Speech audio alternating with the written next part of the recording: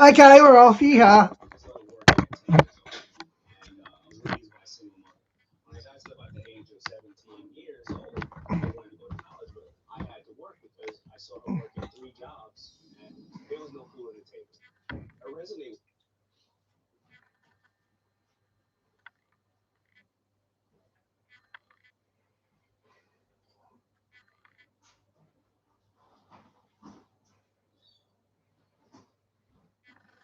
Quote unquote spiritual beings, ethereal beings.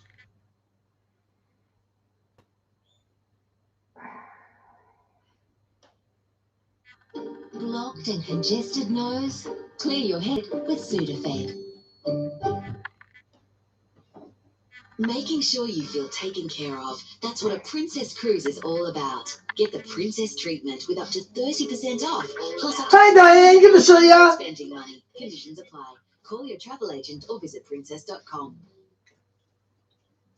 What's so important? Tomorrow I'm going to start reading from Book of Romans, Di, out in the yard again. So I'm going to read Book of Romans. I've never read it before, so I don't know what to expect. Looking forward to it. Well, they're here. End times, kid. End times.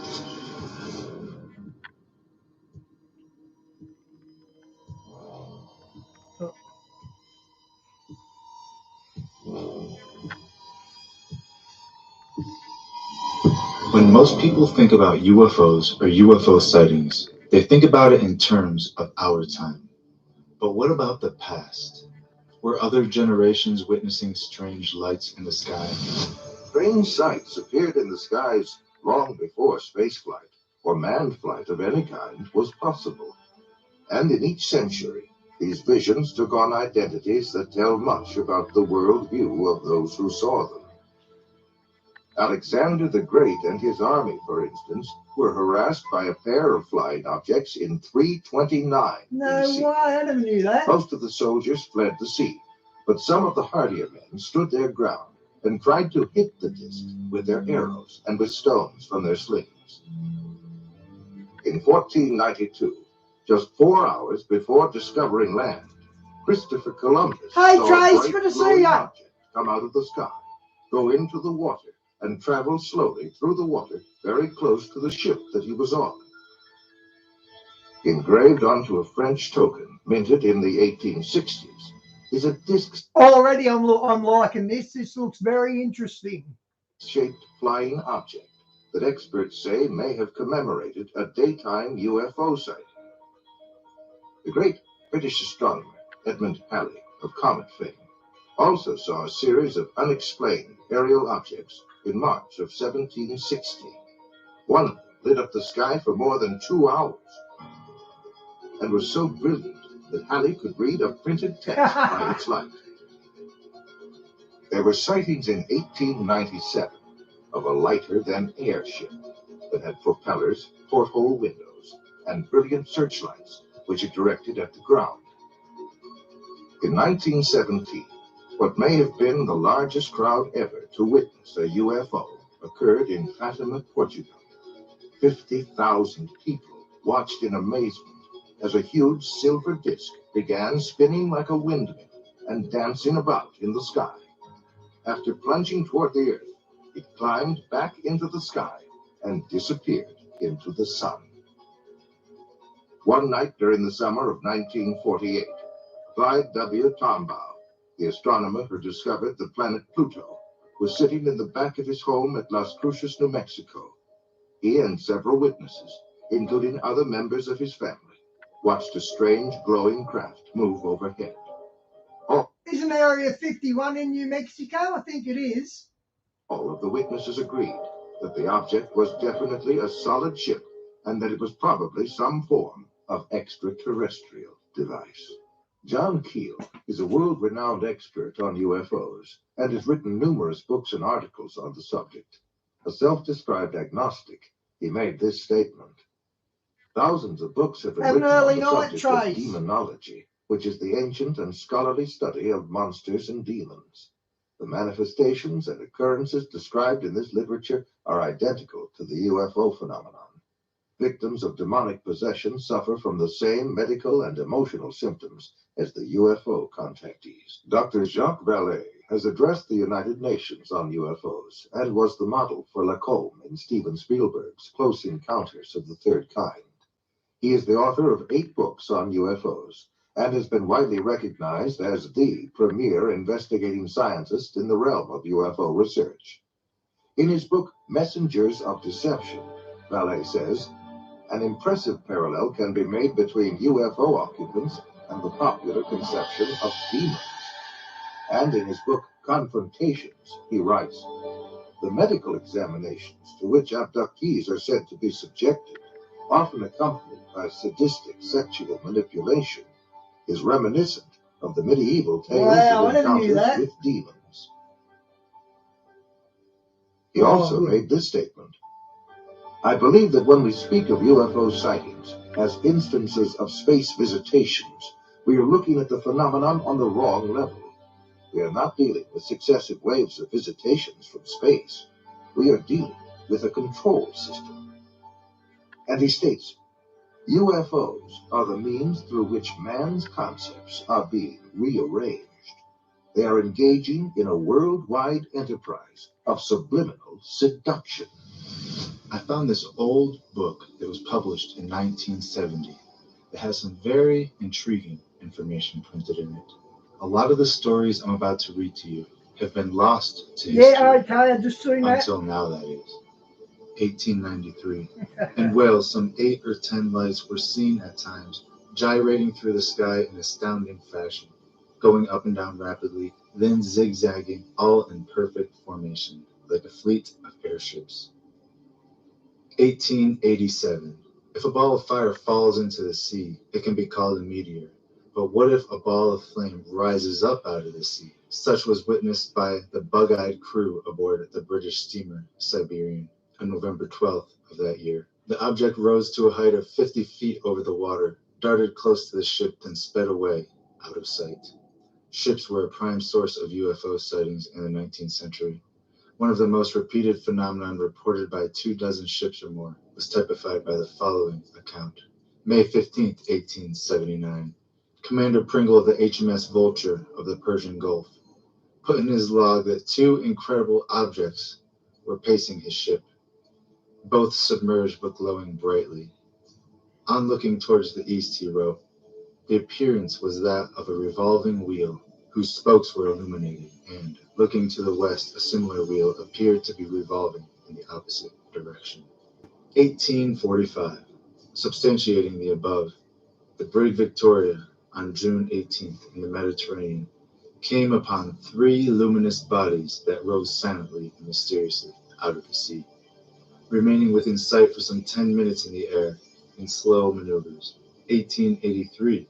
An inexplicable phenomenon witnessed by thousands of people on both the Canadian and American sides, as a UFO shaped like a square table hovered above Niagara Falls for 1 hour. May 15, 1811. The people of Geneva, Switzerland, saw an aerial show never before seen. It was an odd UFO, one that seemed to change shape from a glowing serpent to a horseshoe and to a crescent. August 10th, 1809. John Stavely of London perhaps witnessed the first authentic appearance of a mothership and its attendant saucers. Although he hardly recognized it as such, I saw many meteors coming around the edge of a black cloud, from which lightning flashed. They were like dazzling specks of light dancing and traipsing through the clouds. November 17th, 1882. At the Royal Observatory in Greenwich, England, was observing an aurora display when a greenish blob crossed the field. Some adjustment of its focus resolved the object into a cigar shape that passed above the moon. It appeared to be a definite body, Maunder said flatly. September 7th, 1820. During the eclipse of the moon, several astronomers reported the same thing, strange objects moving in straight lines, evenly spaced, that crossed the face of the moon slowly and made turns in military precision. August 12, 1883. This is one of the most famous and baffling of all the astronomical UFOs observed. Professor Jose Bonilla, director of the Astronomical Observatory at Zacatecas, Mexico, was recording sunspots when suddenly a small luminous body began crossing the disk of the sun. No sooner had he gotten over his first surprise than another such body appeared, then another, and another, and more. In the space of 2 hours, he said, I counted up to 283 bodies crossing the solar disk. These UFO sightings. Wow, 283 UFOs in 2 hours. That's a lot of UFOs from back then, even.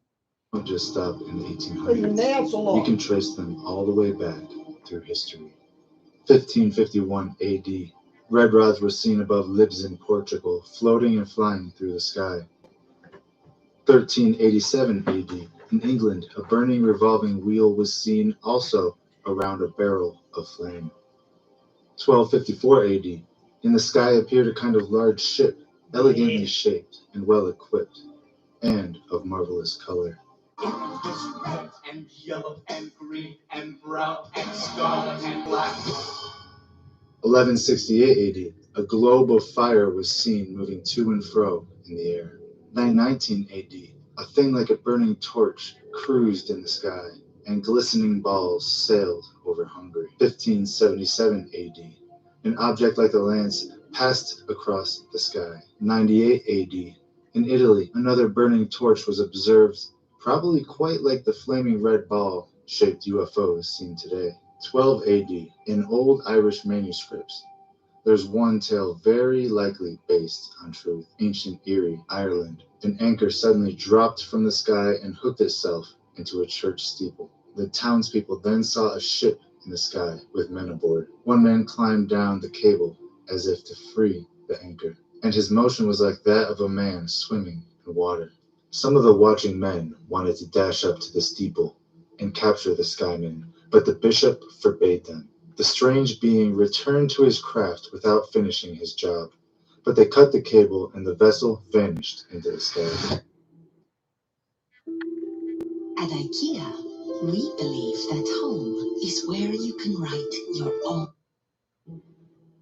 Now, there are thousands of more UFO reports that date back to the beginning of time. But what about actual evidence? As reported in the Scientific American in 1851, rock was being blasted apart in a New England community. Among the shattered stone debris was found a metallic vessel broken in two. When placed together, they formed a bell-shaped chalice about 4.5 inches high and 6.5 inches wide, made of zinc impregnated with silver. There are intricate flower designs all over it, inlaid in silver. It came from 15 feet down in solid rock, reported in 1845 and still existing. Is a nail of obvious manufacture that was found in a stone block from the Kind Goody quarry in North Britain. The nail was half embedded in stone, half in till, which is the crumbly matter churned up by the glacial ages. If the nail originally rested in a solid stone, it is millions of years old. Again in a quarry in 1844, near Tweed, England, workmen discovered gold thread encased 8 feet beneath the surface of the stone bed. In 1851, another cut iron nail, 6 penny size and only slightly corroded, fell out when a man dropped a piece of auriferous quartz. In 1833, they found a coin 30 feet deep in the ground, and it was about the size of a shilling. Despite the long burial, the markings were distinct, representing a warrior or a hunter of Roman appearance. But no Roman coins of that type were ever struck. In 1891, Mrs. Culp of Morrisonville, Illinois, was shoveling coal into her kitchen stove. Yeah, Diane, Harold lives off it. Good luck to him, but he lives off the ads on his channel. I don't know how many you need to have subbed to be monetized. I'm guessing over 5,000 or something. When a large lump broke in two. Exposed to her astonished view was an intricate gold chain, as finely worked as anything jewelers can make today. In Salzburg, Austria, and now in museum, a block of coal from the Miocene strata yielded a perfectly machined cube of steel with slightly convex but symmetrical top and bottom side, with a cut groove running precisely all around its middle. Examined by dozens of scientists, technicians, and steel experts, all of them declared it could not be possibly natural and was positively artificial, an artifact made by the hands of human or otherwise. Apparently, just recovered are off-world vehicles not made on Oh, it's this 1,000, earth. is it? That's a direct quote. The Universal story agrees with the record of every major culture of the ancient world in which the astonishingly consistent story is told of gods that descended from heaven and or came through spiral vortices to materialize in bodies of flesh. From Rome to Greece, and before that to Egypt, Persia, Assyria, Babylonia, Sumer, the earliest records of civilization tell of the era when powerful beings known to the Hebrews as watchers, and in the book of Genesis as the B'nai Ha-Elohim, the sons of God, mingled themselves with humans, giving birth to part celestial, part terrestrial hybrids known as Nephilim. The Bible says this happened when men began to increase on earth and daughters were born to them, when the sons of God saw the women's beauty, and they took wives from among them to sire their unusual offspring.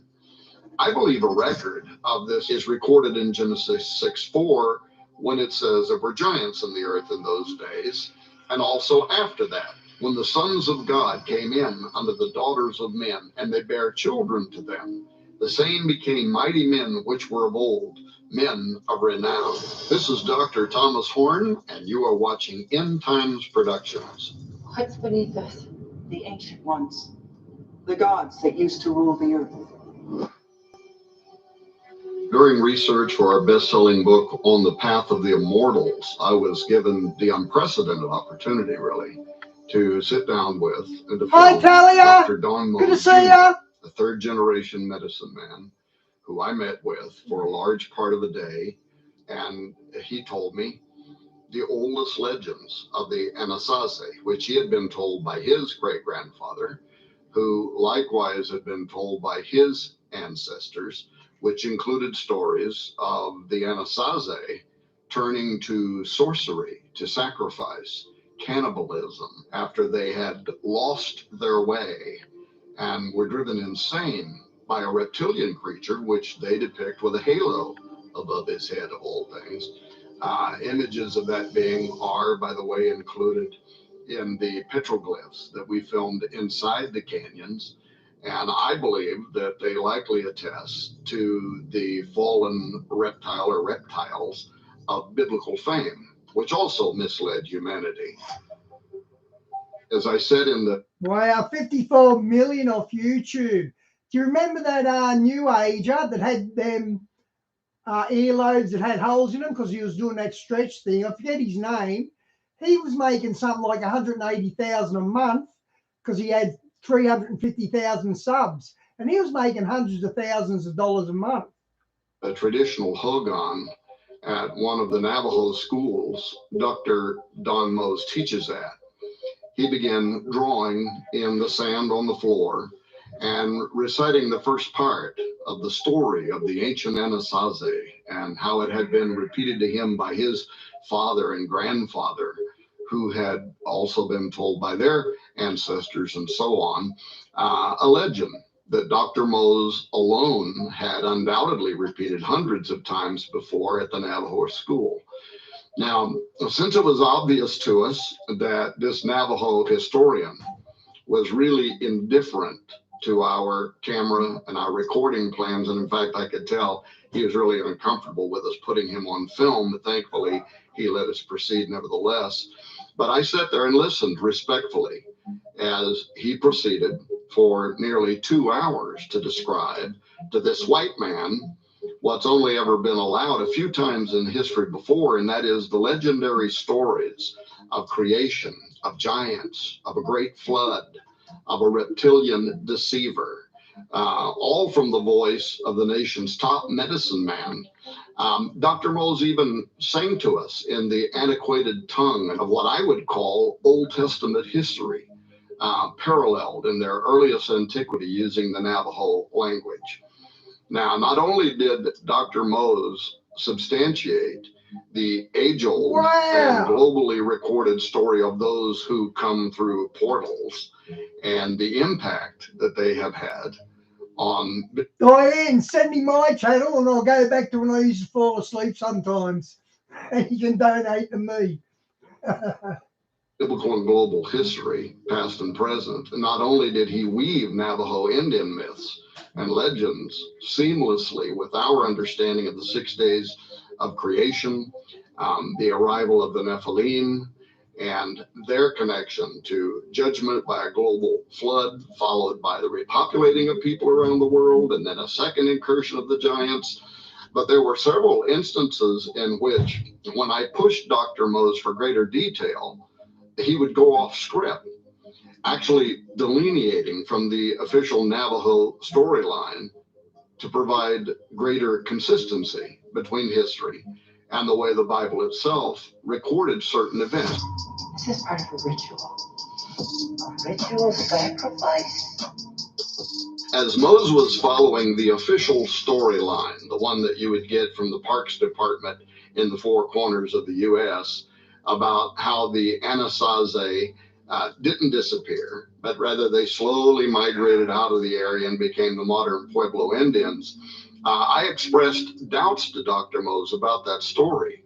And he responded by grinning just a little bit and saying, well, I probably shouldn't tell you this, but, and then he proceeded to tell us the older stories that his grandfather had repeated about these mysterious people actually disappearing after they came under mind control from a reptile with a halo, this carnivorous creature, suspiciously similar to what I later described in the Path of the Immortals book as fiery seraphim, which comes from the Hebrew seraph, the Hebrew Old Testament, fiery serpent, which also corresponds with a lot of other testaments around the ancient world, including the Sanskrit sarpa or sarpeen, which means reptile, and so on.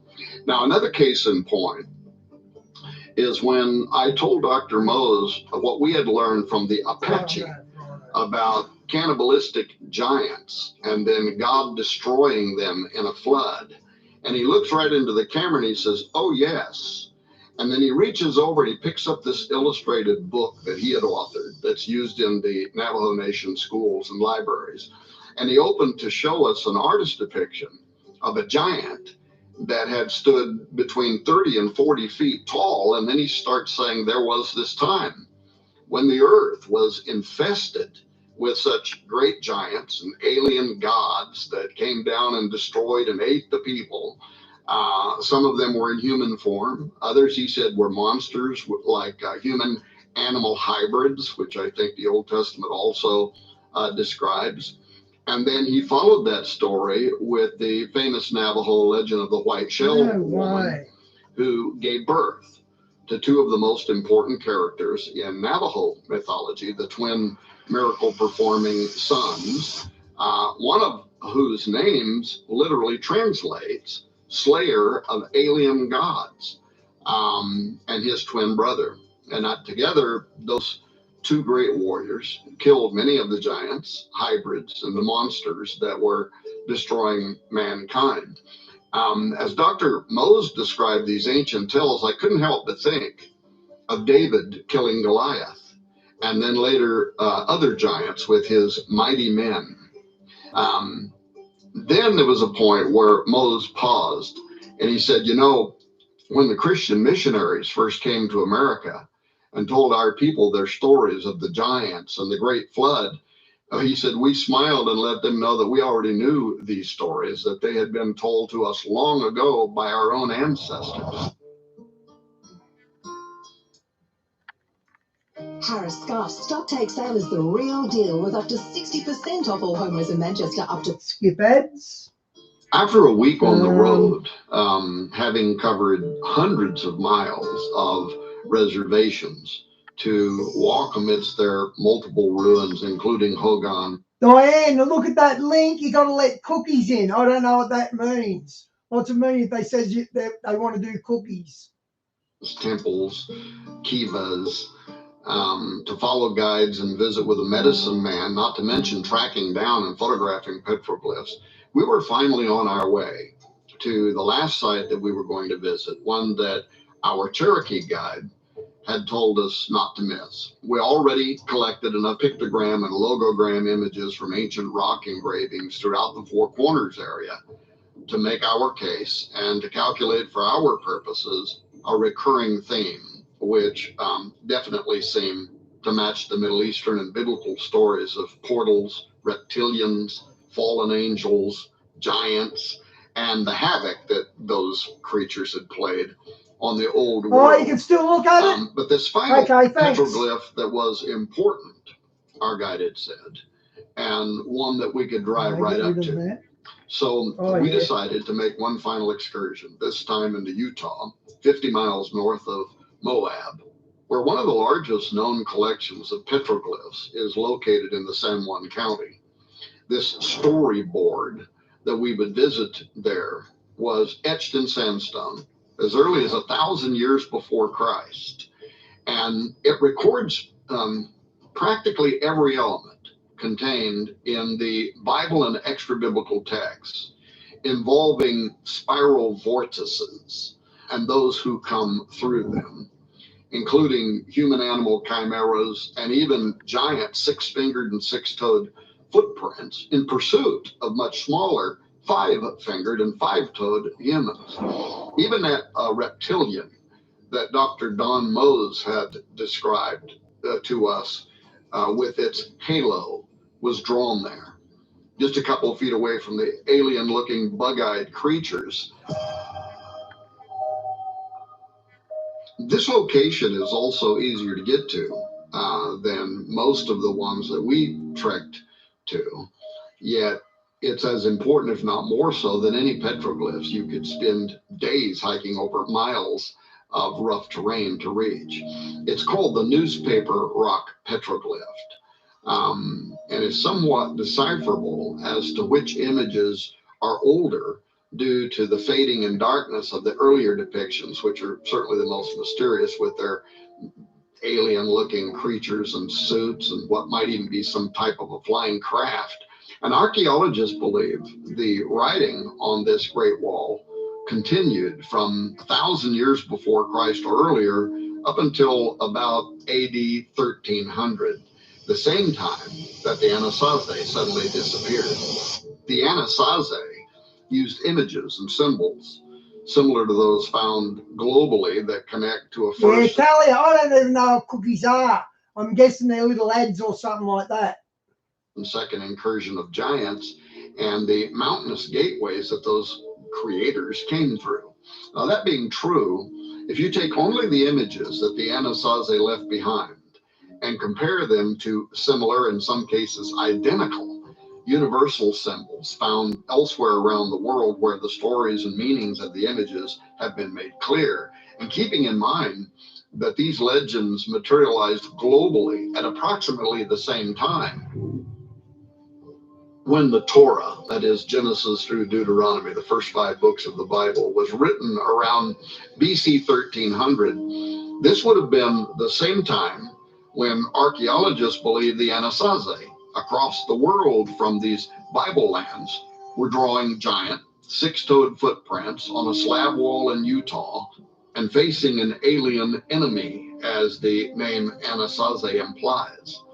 When the writings in the Torah are compared with other ancient texts, including Enoch, Jubilees, Baruch, Genesis Apocryphon, Philo, Josephus, Jasher, Jubilees, and many others, not counting the accounts of the American Indian tribes on this side of the world, it's clear that this is more than a legend. It is history. It's a chronicle told through different people's methods and worldviews involving giants suddenly infesting the entire world and then being wiped out in a flood, then somehow returning in a second incursion. This story was written down globally, from Hebrew scrolls to Indian petroglyphs, to provide the oldest recorded testament of part human, part angelic creatures who were in turn the offspring of hideous reptilian entities, or what the apocryphal book of Enoch calls fallen watchers.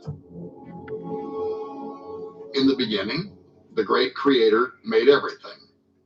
Then powerful reptilians came down from heaven through portals, the spiral, halo, and reptilian symbols that we found in the petroglyphs. They came to deceive the world, as Dr. Don Mose told us, and the world fell into darkness. This is also hinted in one of the meanings of the word anasazi, which can literally be translated, according to the experts that we discussed this with, as an alien enemy. Portals, represented in ancient spiral symbolism besides giant six-toed footprints and horned humanoid figures, opened at this time, and alien gods or monsters and giants came through them. Some of these giants had 6 fingers and 6 toes, just as described in the Old Testament. Then the Creator destroyed the monsters and giants in a great flood. And yet the giants and reptilian deceivers returned. They turned to sorcery, to cannibalism, and human sacrifice. At least one of them was part of an archaeological dig. It's old. At least one of them is old. I don't know if it was the one I worked on, but I remember something to do with an archaeological dig. That means it's not just old, it's ancient. But what does that mean? It's actually more simple than you might think. What you're about to hear is the very best explanation I've ever heard. It's from my interview with Timothy Alberino. Do you know who's in charge of this local IGA? Not the owner, Mike. It's what we have in the I got a community standard strike for playing one of Timothy Alberino's videos. I got a strike from it because it went against community guidelines. So that's why I don't show any Timothy Alberino anymore. Sussex affair are extraterrestrial interlopers who are descending to the earth from some extraterrestrial realm. And they're likely descending to the earth on the summit of Mount Hermon, almost assuredly at the helm of advanced aerospace vehicles. In other words, they're showing up in what we would call UFOs, perhaps even saucers. And there's this misconception that angels have wings, and that when they picture these angelic beings, these watchers descending to the earth, that they're flapping their wings and they're landing like storks or something like that, which is complete nonsense. The watchers showed up in advanced aerospace vehicles, and they had high technology with them. The technology is probably many, many centuries more advanced. It's important to understand that when we talk about the watchers, what we are referring to is an angelic race of beings. This is a race. And when I say the elder race, I am in fact referencing the angels, those beings. And when we think about those beings, the elder race, we should not be thinking about quote unquote spiritual beings, ethereal beings with wings who just transport themselves around by magic, basically, or flap their wings and, are these very ethereal creatures. Rather, we should think about angels. And this is a biblical perspective. This is not a sci-fi perspective. This is a biblical perspective. We should think about angels as extraterrestrial beings. They are extraterrestrial. The term extraterrestrial simply means not from the earth, a provenance other than the earth, an origin other than planet Earth. Well, that's given. We know that that's the case within the biblical narrative, because the angels pre-existed the earth. The sons of God pre-existed the earth. So they're obviously not from the earth. They're not earthborn. We are earthborn, and the Nephilim are also earthborn. That's part of what the term means. Earthborn. That's part of what the term in Greek for giant means. Earthborn. So we are specifically earthborn. Our provenance is planet Earth. Angels are not. I wonder if you get a close-up of that giant's fingers. I wonder if he's got 6 fingers. Earthborn. Their provenance is not planet Earth. They are from elsewhere in the universe. They are therefore, by definition, extraterrestrial. Terrestrial meaning Earth. They are extraterrestrial. They are from elsewhere in the cosmos. they're also alien. They're not human. So they also fit the description of alien. These are not anti-biblical terms. These are accurate terms that correctly define these beings. They are extraterrestrial and they are alien to the human species. And they are in possession of advanced technology, including advanced aerospace vehicles, i.e. UFOs, what we call UFOs. So they have knowledge, they have more knowledge of the universe than we do. That means they have more knowledge pertaining to chemistry, pertaining to physics, pertaining to mathematics, pertaining to astronomy, much more knowledge than we do.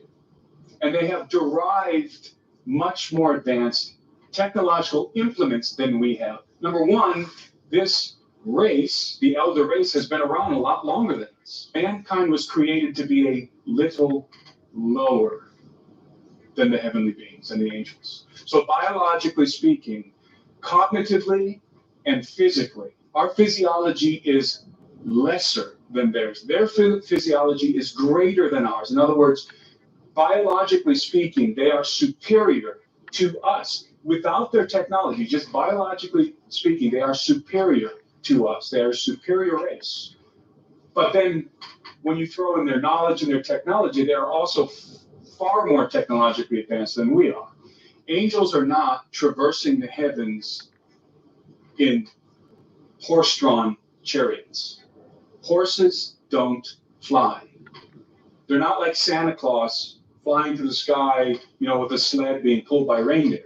Angels are navigating the heavens in advanced aerospace vehicles, in saucers and the other UFOs. But they're not the only ones. So my perspective of the antediluvian world, the world before the flood, is a little bit different than a lot of other people's perspective. I don't imagine this world in which you just have mankind becoming very wicked and degenerate and committing all kinds of offenses against God. And then God just is angry with mankind because of his sin and sends a flood. The story is much more intricate than that. And quite frankly, much more interesting. What we have is a scenario in which the Watchers were the living gods walking among men.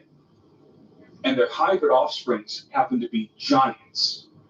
And these giants were oppressing mankind. And as I said, because they were human hybrid offspring, because they were human Watcher hybrids, they had legal authority through the birthright of Adam. They had legal authority to govern the earth.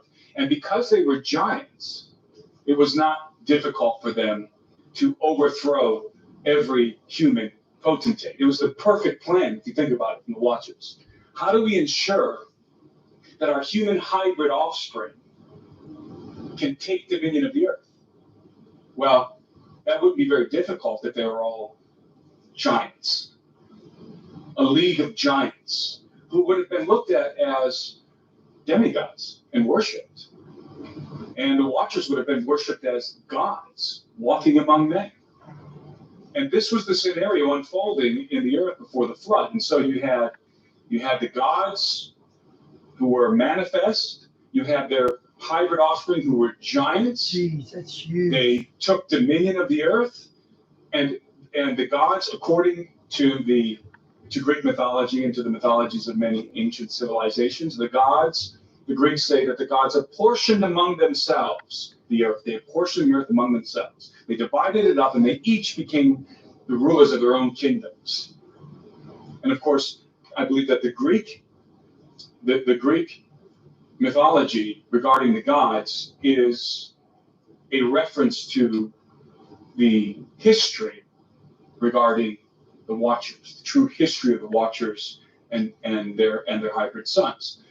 And so the Watchers set up a global empire, and each of them had their own kingdom. Their kingdoms were governed by their sons, again, who were human enough to legally govern the Hi, earth. Lynn, good to see They you. usurped the dominion of mankind. And mankind was oppressed. They were living under the worst dystopia you can imagine. The giants, according to the book of Enoch, men were required to feed the giants, to sustain them. And so I don't know how many giants there were, but they were forcing the human inhabitants of the earth to feed them, to sustain them.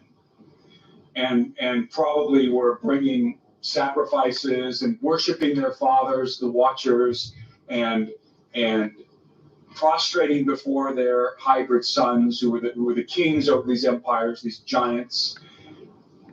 And eventually, when mankind could no longer satisfy the appetites of the giants began to devour mankind, to devour men. And so it became this dystopic That really nightmare looks good. on Earth, in which not only was there been a murder, Seems he was killed in the costume store initially, and then he was deposited here. was mankind working, slaving to provide food and sustenance for the giants. They then Talia, I wonder if it was doctored. I looked at where that big Asian giant was walking, and his shadow was the same as the other guys. Usually, if they do CGI, they forget, if they're sort of amateur at it, they forget to put in shadows, so you can sort of pick it there. became the food. And it's likely in my mind that the Watchers were requiring of mankind human sacrifices that were to be brought to their hybrid sons. In other words, that each village or each city would have to produce human beings who would be brought to be consumed, to be devoured by the giants. And so this is a nightmarish scenario unfolding on the earth before the flood. It wasn't just that mankind was really sinful. It was that mankind was being devoured. Mankind was going to war with one another and killing and slaughtering each other in these massive wars that were taking place before the flood, and every kind of perversion and evil and corruption was rampant on earth, yes. But at the same time, you have the Watchers and their giant sons who were devouring mankind and were governing the earth. And so the earth was usurped from the offspring of Adam, from the sons of Adam. And it's very interesting because both in the book of Genesis and also in the Enochian account, there's this phrase, and I'm going to get it wrong, so I'll paraphrase it.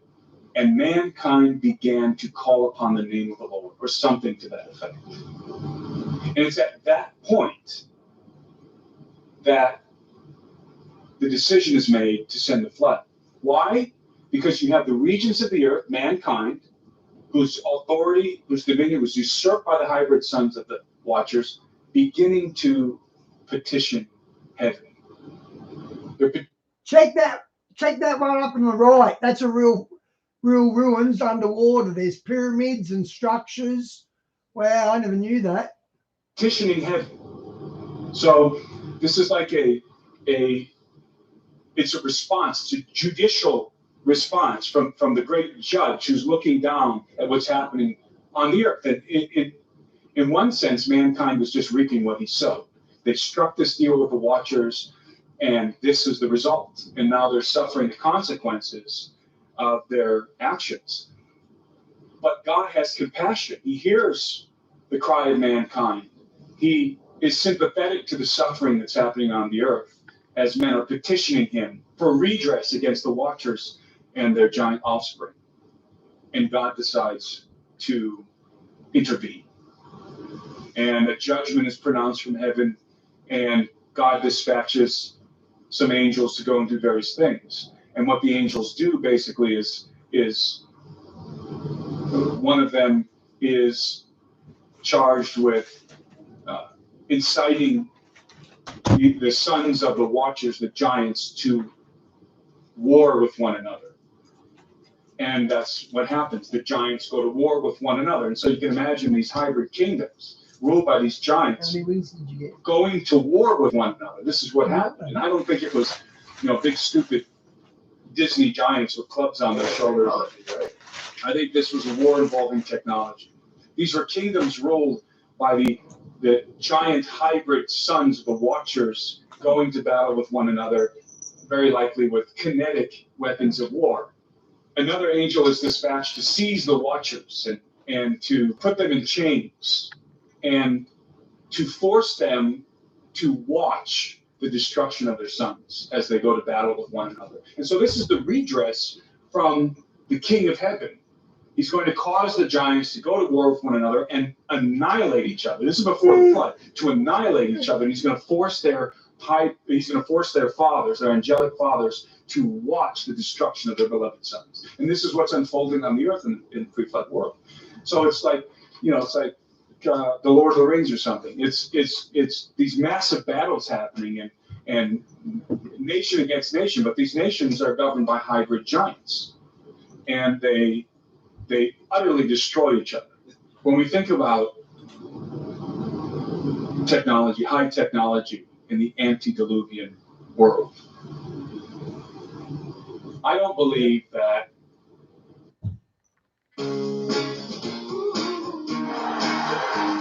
Smiths, for the moment you're in.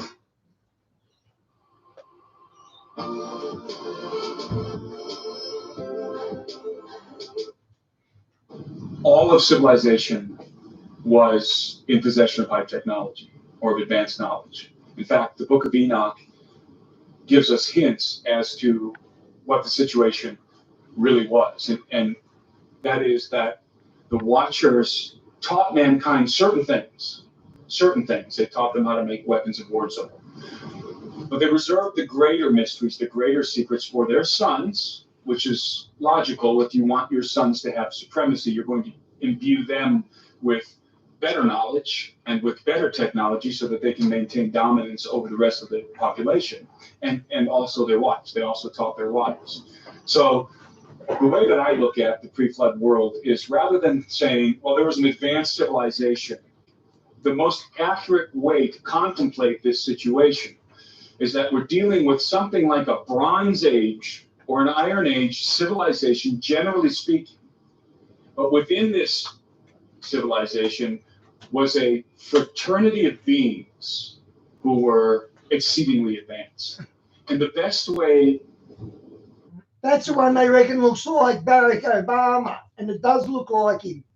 I reckon he's Barack Obama.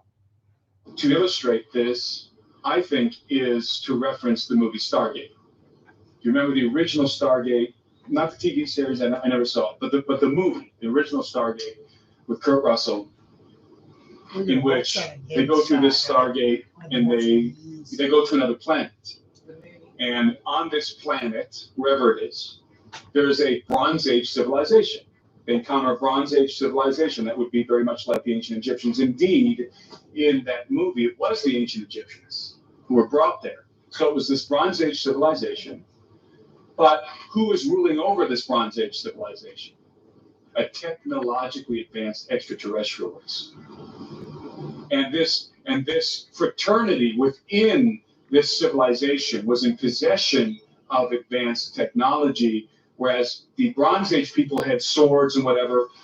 This fraternity, this extraterrestrial fraternity, had these rods that were shooting plasma, and they could fly. Their pyramid was a ship or whatever. So that's the way that I contemplate the pre-flood world. You have a Bronze or perhaps a Iron Age level civilization. That's the majority of the populace. They're worshiping the Watchers as gods, and they're prostrating before their giant sons as the potentates, the kings of the earth, and the sons and the wives of the Watchers, and the Watchers themselves are operating advanced technology. So the Watchers are flying around in saucers, and their sons are in possession of advanced technology, and their wives are in possession of advanced technology. These are gods among men. So when those kingdoms go to war with each other, it's a kinetic war. It's a war in which technology is being deployed. That's the way that I conceptualize the pre-flood world. Now, is that the way it really was? I don't know. But it doesn't make sense to me that there was a situation in which the masses of mankind were in possession of advanced technology. Why? Because we would find more evidence of that. And so this is the golden age of yore, which is referenced by every primary ancient culture on Earth in different ways, of course, with different terminology. But the premise is the same. This is the time in which the gods lived among men. It's called Zep Tepi by the Egyptians, the first time when Osiris. Talia, did you see the ones of the Pope waving to the people below? And as he turns around and walks back inside, he completely disappears as though he was a hologram. And Isis and the other gods of the Egyptians dwelt among men. It was a golden age in which the knowledge of the gods was proliferating, and the people were benefiting from the direct rule of these advanced extraterrestrial beings. And it was a time in which the hybrid offspring of the gods, because the gods in the golden age, one of the things that marks the golden age, that is iconic of the golden age, is the gods copulated with human women and produced the demigods, the hybrid sons of their union, the union of the gods with mortal women. And this defines the golden age. And of course, the golden age is viewed through a laudatory prism by every ancient culture on Earth, and laudatory meaning in a positive light. The golden age is viewed as this wonderful time, the best time the world has ever seen by every ancient culture save one.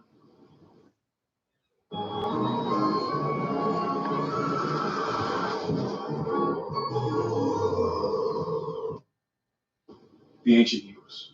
The ancient Hebrews had the inverse of that perspective. They viewed the golden age as the worst time for humanity on Earth. It was a time in which mankind was subjugated to the offspring of the Watchers and was literally being devoured by them.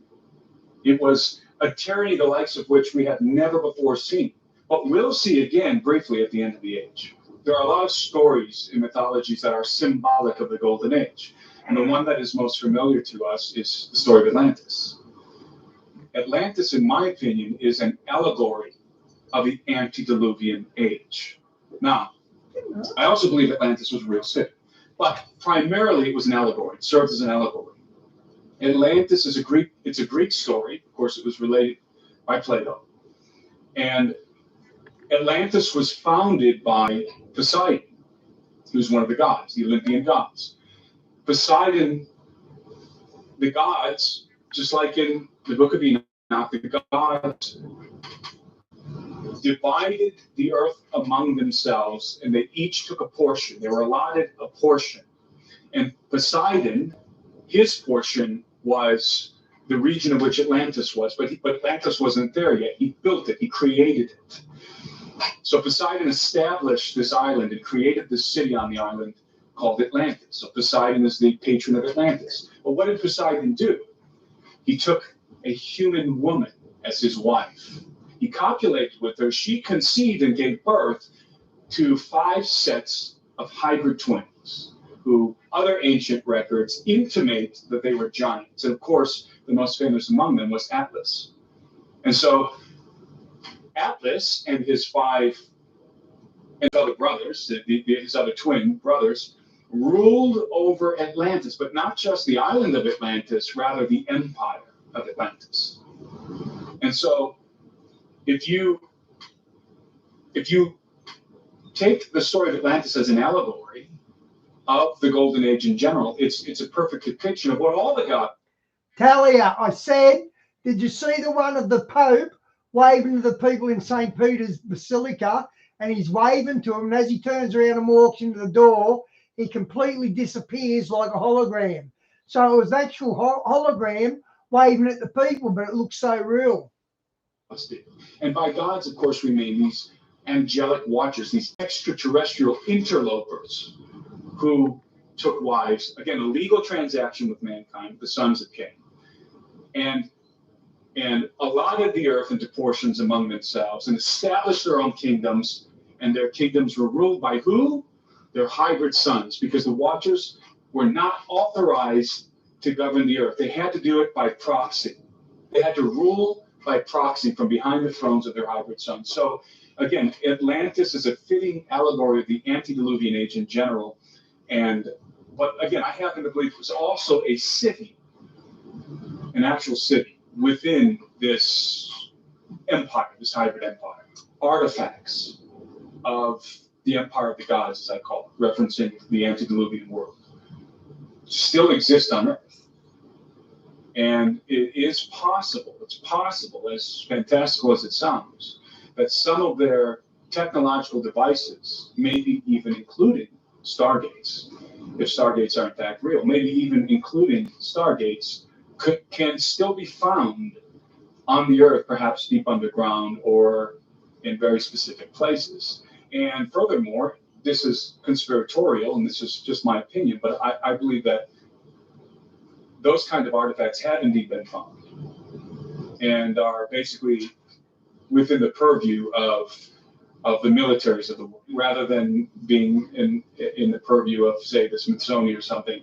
Those would be military assets. You know, if you find a Stargate or some kind of advanced technology, that doesn't go to the vault of the Smithsonian. That goes to the R&D department of the Pentagon. Brown Horse, this is White Horse. Stand by for salute report to -1. Over. White Horse, this is Brown Horse. Stand by to copy. Line Sierra, 20 personnel. Line Alpha, patrolling what appears to be at headquarters. Break. Line Enema, 3-8 Sierra. Tuesday, April 29th, 2003. Roughly 2 months after U.S. forces invade Iraq, BBC News releases an article that is so strange it seems to go against the very nature of our reality. Now,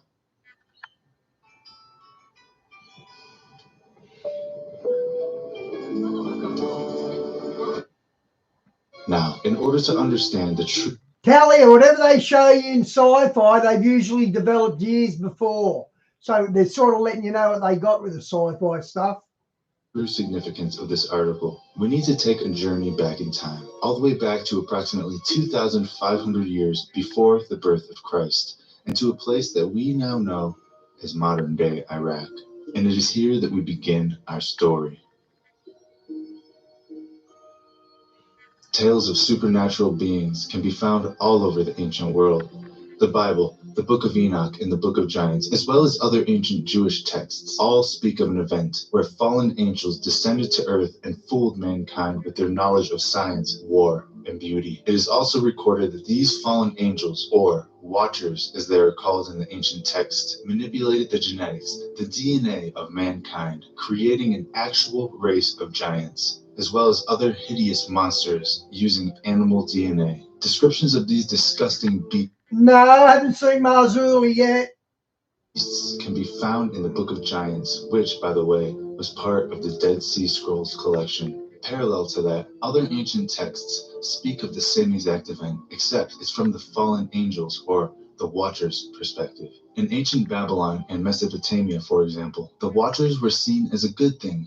They came to help mankind, and they showed people how to do cool things. And they also created a mighty race of giants, men of renown. However, biblical accounts reveal these things to be evil, fallen angels led by Lucifer himself, who want nothing less than the total destruction of mankind.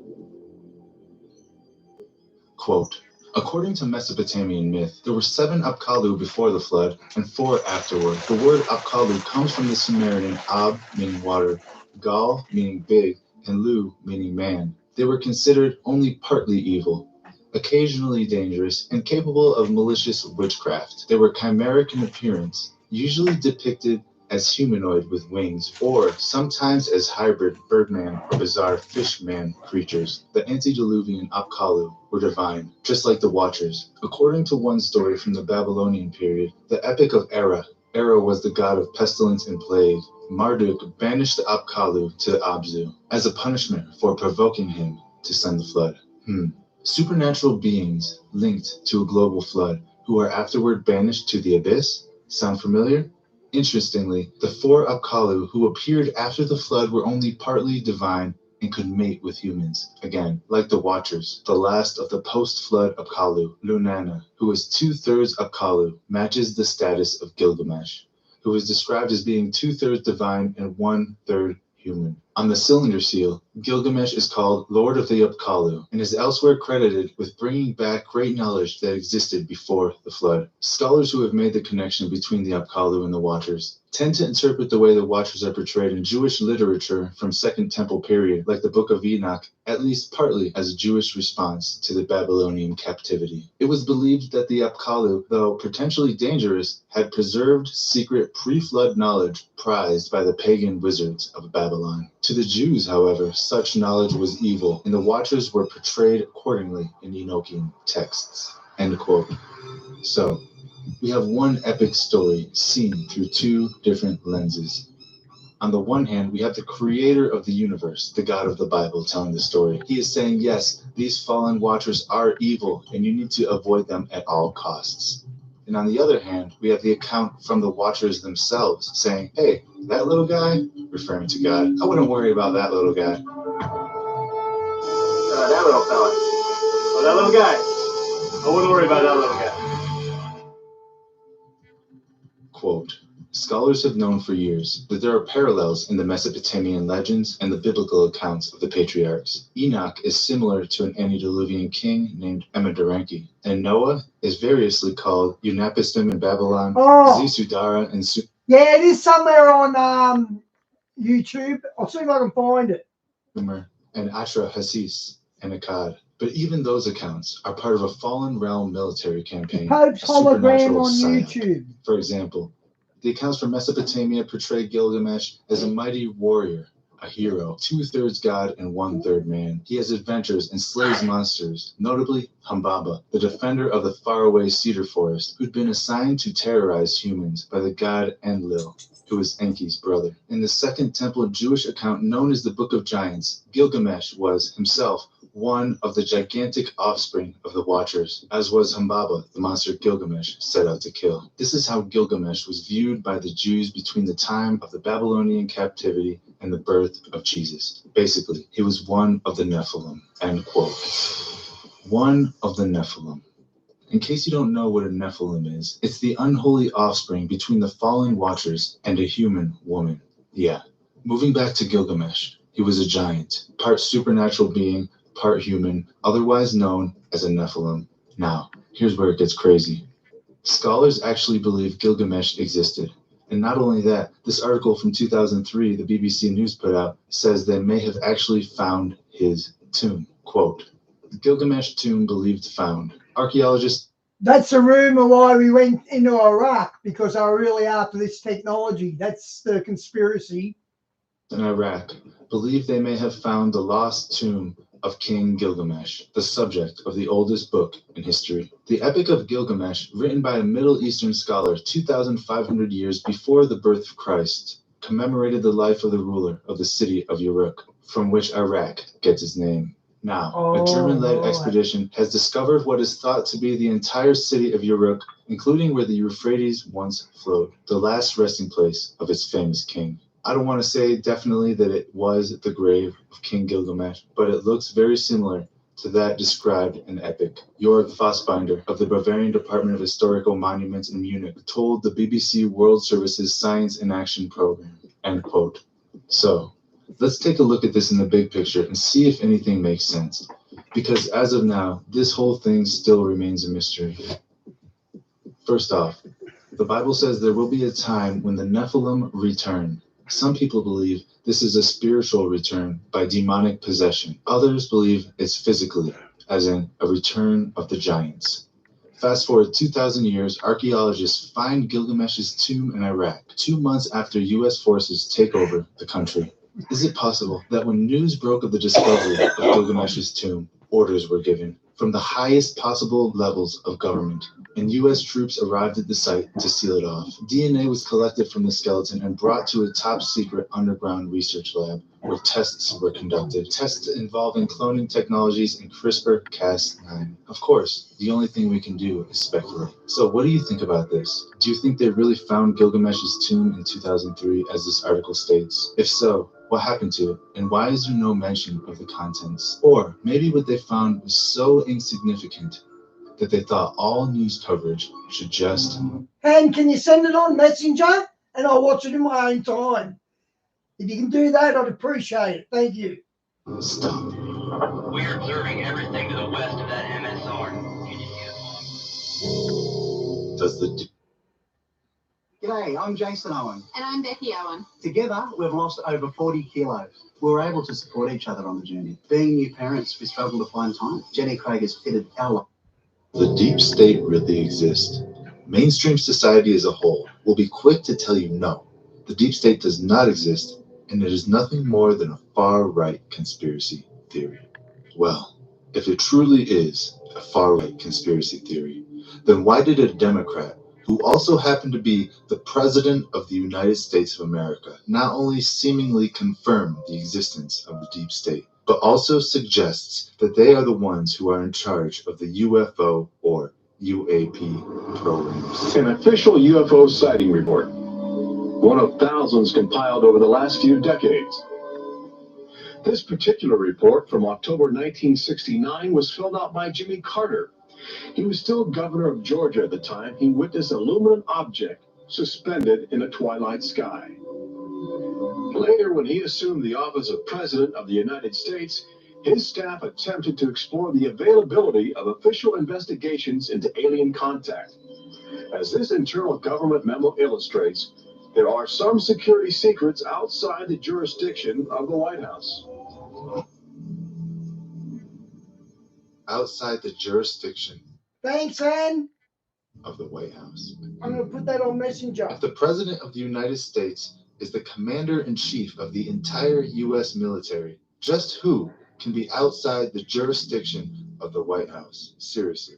If the deep state does not exist, then who in the world are they referring to? March 22nd, 1950. This letter was sent to the director of the FBI. March 22nd, by the way, is 322. 322 is the calling card for the actual Skull and Bones Secret Society. Whether or not they have anything to do with this declassified document, well, your guess is as good as mine. Let's continue. On March 22nd, 1950, this letter was sent to the director of the FBI by a man named Guy Hattel. The letter reads as follows, quote, an investigator for the Air Force stated that 3 so-called flying saucers had been recovered in New Mexico. They were described as being circular in shape with raised centers, approximately 50 feet in diameter.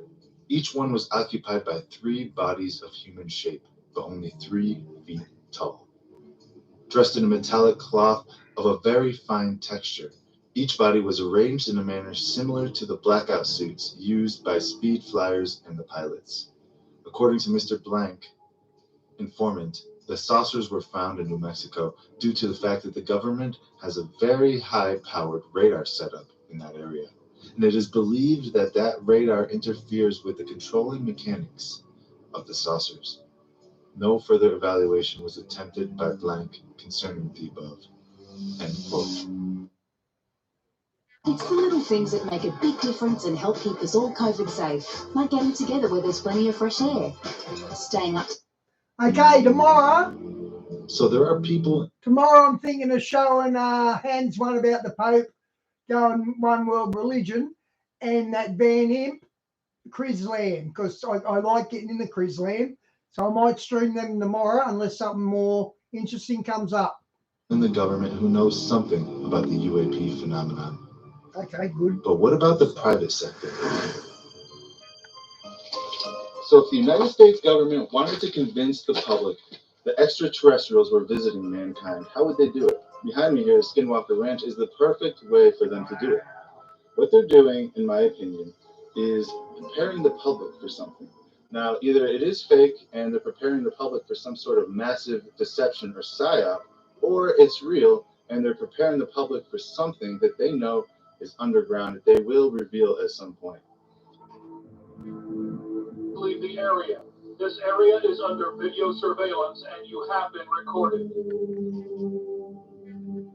I'm here at Skinwalker Ranch, and I don't know if you've heard about this place before, but it's one of the most mysterious places on planet Earth. So What is Skinwalker Ranch? And if you haven't actually been following the story, let me just bring you up to speed. The place behind me is one of the most mysterious places known to human beings, otherwise known as the Sherman Ranch. When the Sherman family moved in, they noticed a lot of weird things happening.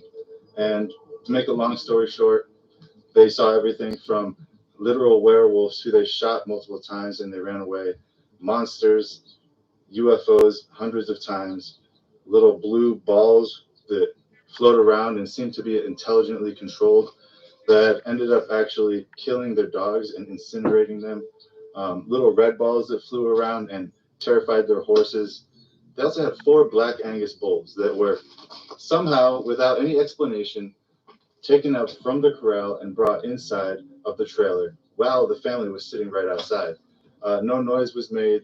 How are you going to take 4 2,000-pound bulls and put them in a trailer? So when they went to the trailer, the bulls were kind of like in a daze, in a trance, just kind of sitting in there. And as soon as the family came up, the owners of the bulls, they came up, the bulls woke up out of their trance and started to panic. And the story goes that they actually destroyed the entire trailer. It would be, Hen, if it's 9 months ago. They stampeded and they went crazy. They were finally able to let them out.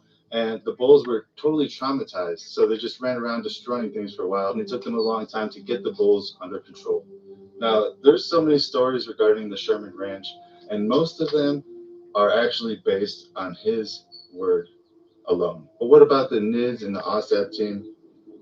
Could they have been faking it? Absolutely, they could have been faking it. This whole entire thing could be a psyop.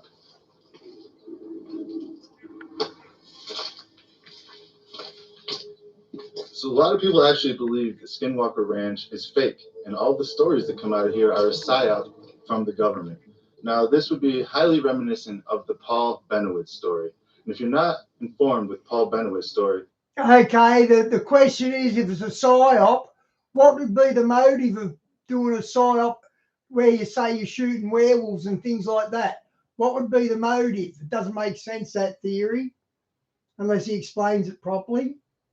basically this is what happened. Paul Bennewitz was a physicist who saw UFO sightings and was telling people that, hey, these are aliens from a different world. So what happened was the government actually sent some intelligence agencies, namely the Air Force OSI, which is the Air Force's intelligence agency that, does intelligence stuff for them. What they did was they actually tricked Paul Bennewitz into believing that they were UFOs and that there was an alien base under Dulce, New Mexico. Let me just read the description for this story. 1978, Paul Bennewitz, an electrical physicist living in Albuquerque, New Mexico, became convinced that strange lights he saw hovering in the night sky were extraterrestrials. He reached out to newspapers, senators, and even the president before anybody responded. Air Force investigators, they listened to his story, as did Bill Moore, the author of the first book of the infamous Roswell UFO incident. Unbeknownst to Bennewitz, Moore was hired by a group of intelligence agents to keep track on Bennewitz while Air Force ran a psychological profile on him. They also ran a disinformation campaign on the unsuspecting physicist. So here we have the United States Air Force running a disinformation PSYOP campaign on this one physicist, but to what end? In return, Air Force intelligence would let Moore in on classified UFO material. What follows is a scandalous true tale of disinformation, corruption, and exploitation, all at the hands of the United States intelligence community. So basically, the U.S. intelligence community set their focus on Paul Bennewitz and convinced him that there was aliens coming from another planet, when chances are that's not what happened. So why did they do this? I think it was for them to figure out how easy it would be to convince people of something. It's a lot easier than you think it is. All you have to do is give them little nuggets here and there, and they believe it. So that brings us back to behind me here. We're at Skinwalker Ranch, and some people say the whole thing is fake. The whole thing is a hoax brought on by the government in order to convince people that aliens or extraterrestrials are visiting Earth. Now, what proof do we have that it's a hoax? We don't have any proof it's a hoax, but do we have any proof that it's real? Absolutely not. All of our proof comes from the Sherman family's testimony. That's the originator. That's where all of this stuff comes from. So, is it possible that the United States government worked with the Sherman family to maybe fabricate these stories in an attempt to convince the public of something that's happening here? I think it is possible. And furthermore, I think it's more than possible that if the US government wanted to convince people that there was aliens visiting Earth, they would have to do it in a way like this. They couldn't just come out and say it. There was a report that was made, I think it was in the 70s, that said if the American public found out about UFOs, found out that they are visiting from another planet, it would cause chaos. The report states that society would break down almost immediately. And if society breaks down, well, there's no more money for them. So they can't have that. So what are they going to do? And we obviously know that they want us to believe that aliens come from another planet. They want us to believe that. Why? The real question is, are the Shermans telling the truth about what happened on Skinwalker Ranch? I believe the answer to that question is yes. They are telling the truth. And the reason why I believe they are telling the truth is right behind me. We're at a place right now, right down the road from Skinwalker Ranch, called McConkey Ranch. Now, McConkey Ranch, all these walls behind me are filled with magnificent petroglyphs dating back hundreds, maybe thousands of years. What do these petroglyphs show? In my opinion, and the opinion of a lot of other people, these petroglyphs basically tell a story carved in stone. Now, the story is almost the same as what we hear that went on at Skinwalker Ranch. So basically, we have a record carved in stone by the native people here on the rock faces behind me that tell almost the same exact story of what's happening and what happened at Skinwalker Ranch. You have portals, you have monstrous beings coming out of the portals.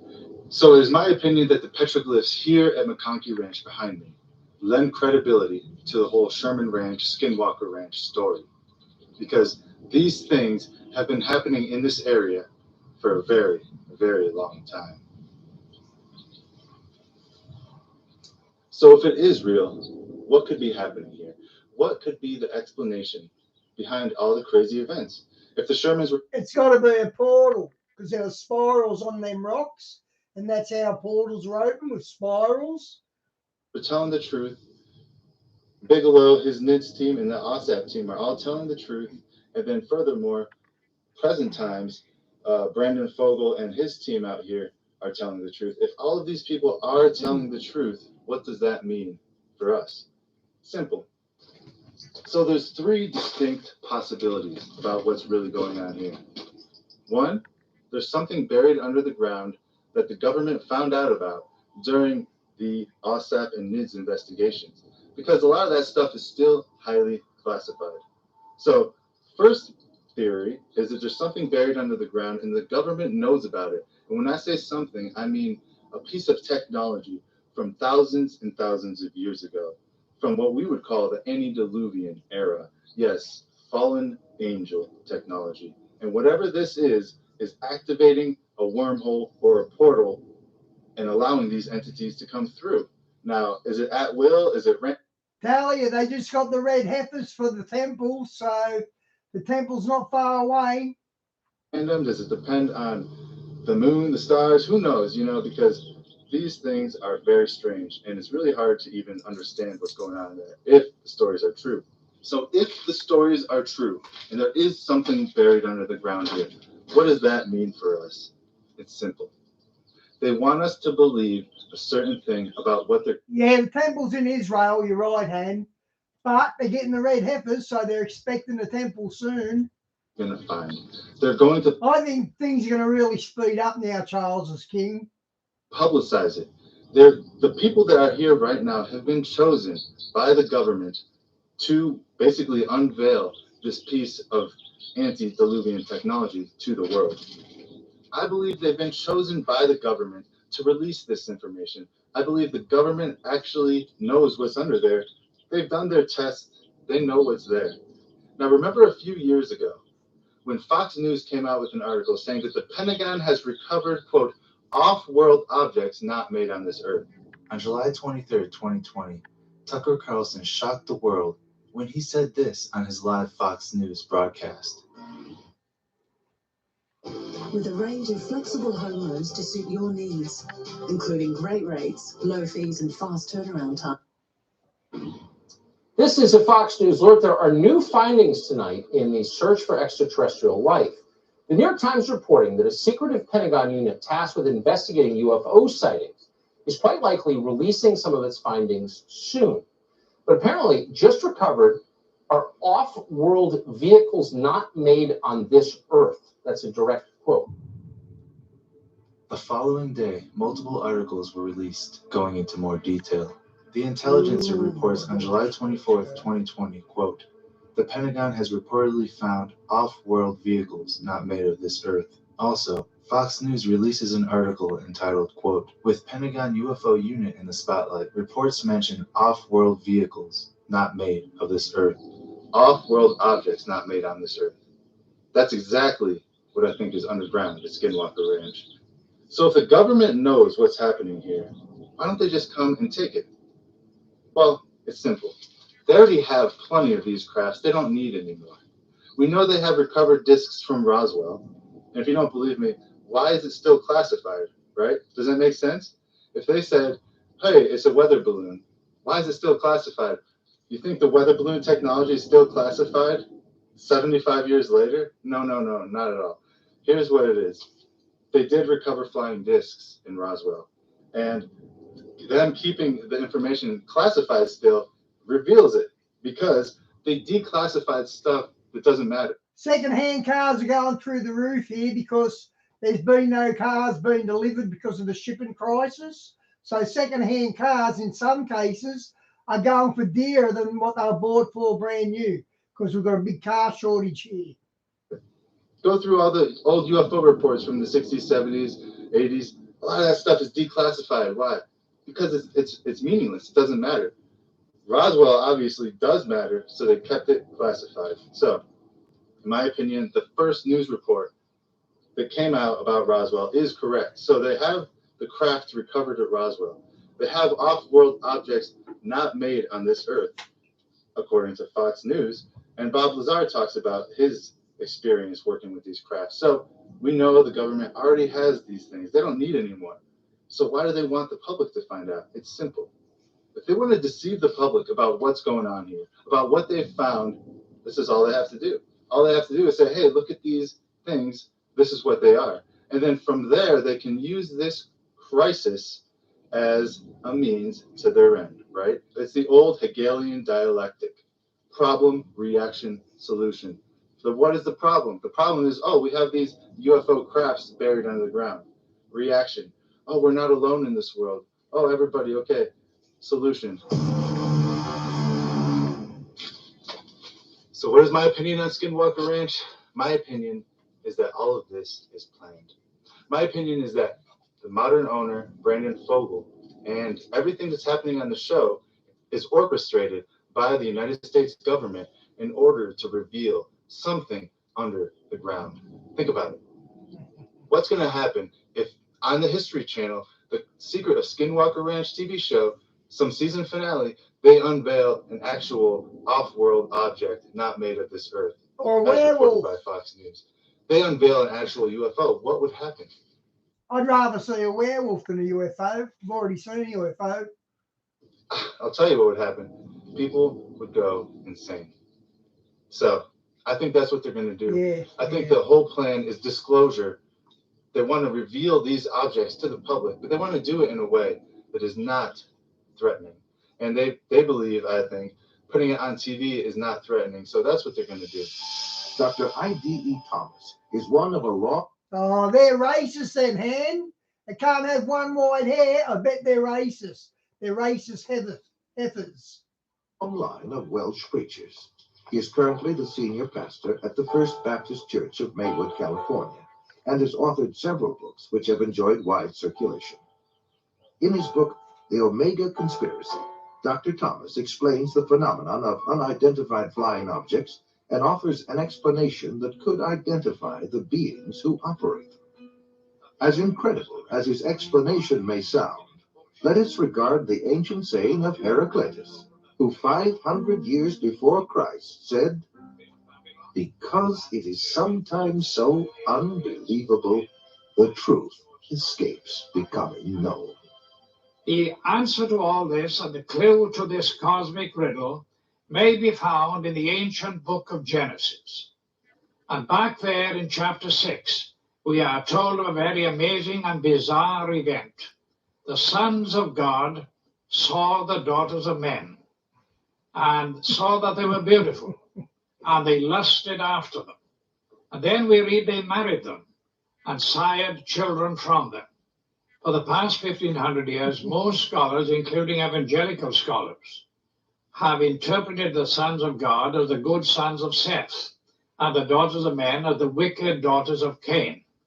They've adopted that interpretation because the other one is so bizarre and outlandish. The ancient interpretation, and in my opinion the correct one, is that the sons of God were demonic beings or fallen angels, and that they came down to earth, they lusted after the daughters of men, they married them, and produced this amazing progeny, this hybrid progeny of the Nephilim.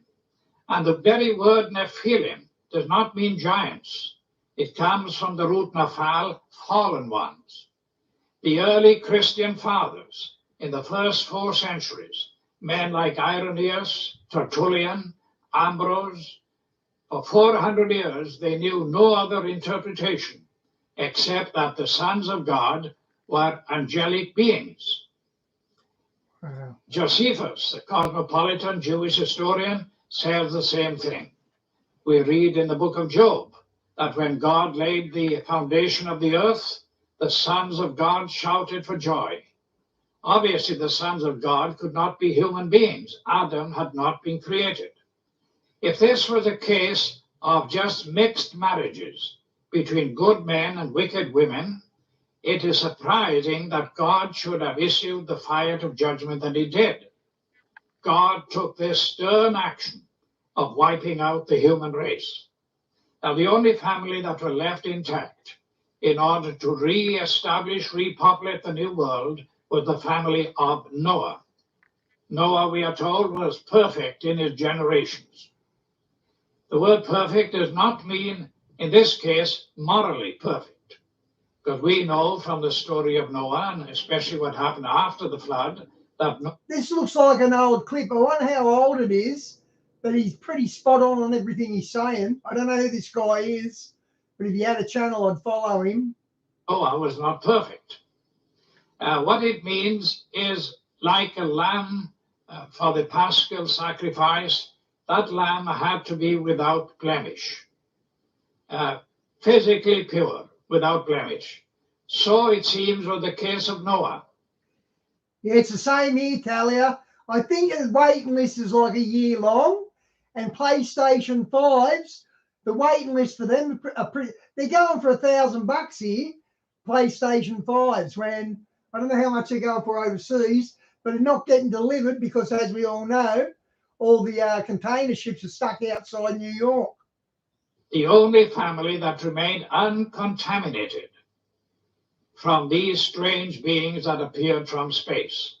The only line that was pure and clean from God's standpoint to start a new world and a new civilization. Jesus said, as in the days of Noah, so in the days of the coming of the Son of Man. Of all the patriarchs and prophets of the Old Testament, the key to prophecy above all others is Noah. And something happened in the days of Noah that was a distinctive characteristic of Noah's time that didn't happen before or after. Wars and famines and pestilences and natural disasters have always happened. But something happened in the days of Noah, and the most sinister and bizarre of all the things that happened was this intermarriage between the angelic race and the human race. And of course, the mastermind behind it all was another angel, a fallen angel, Lucifer. You need some juice? My battery's good all day.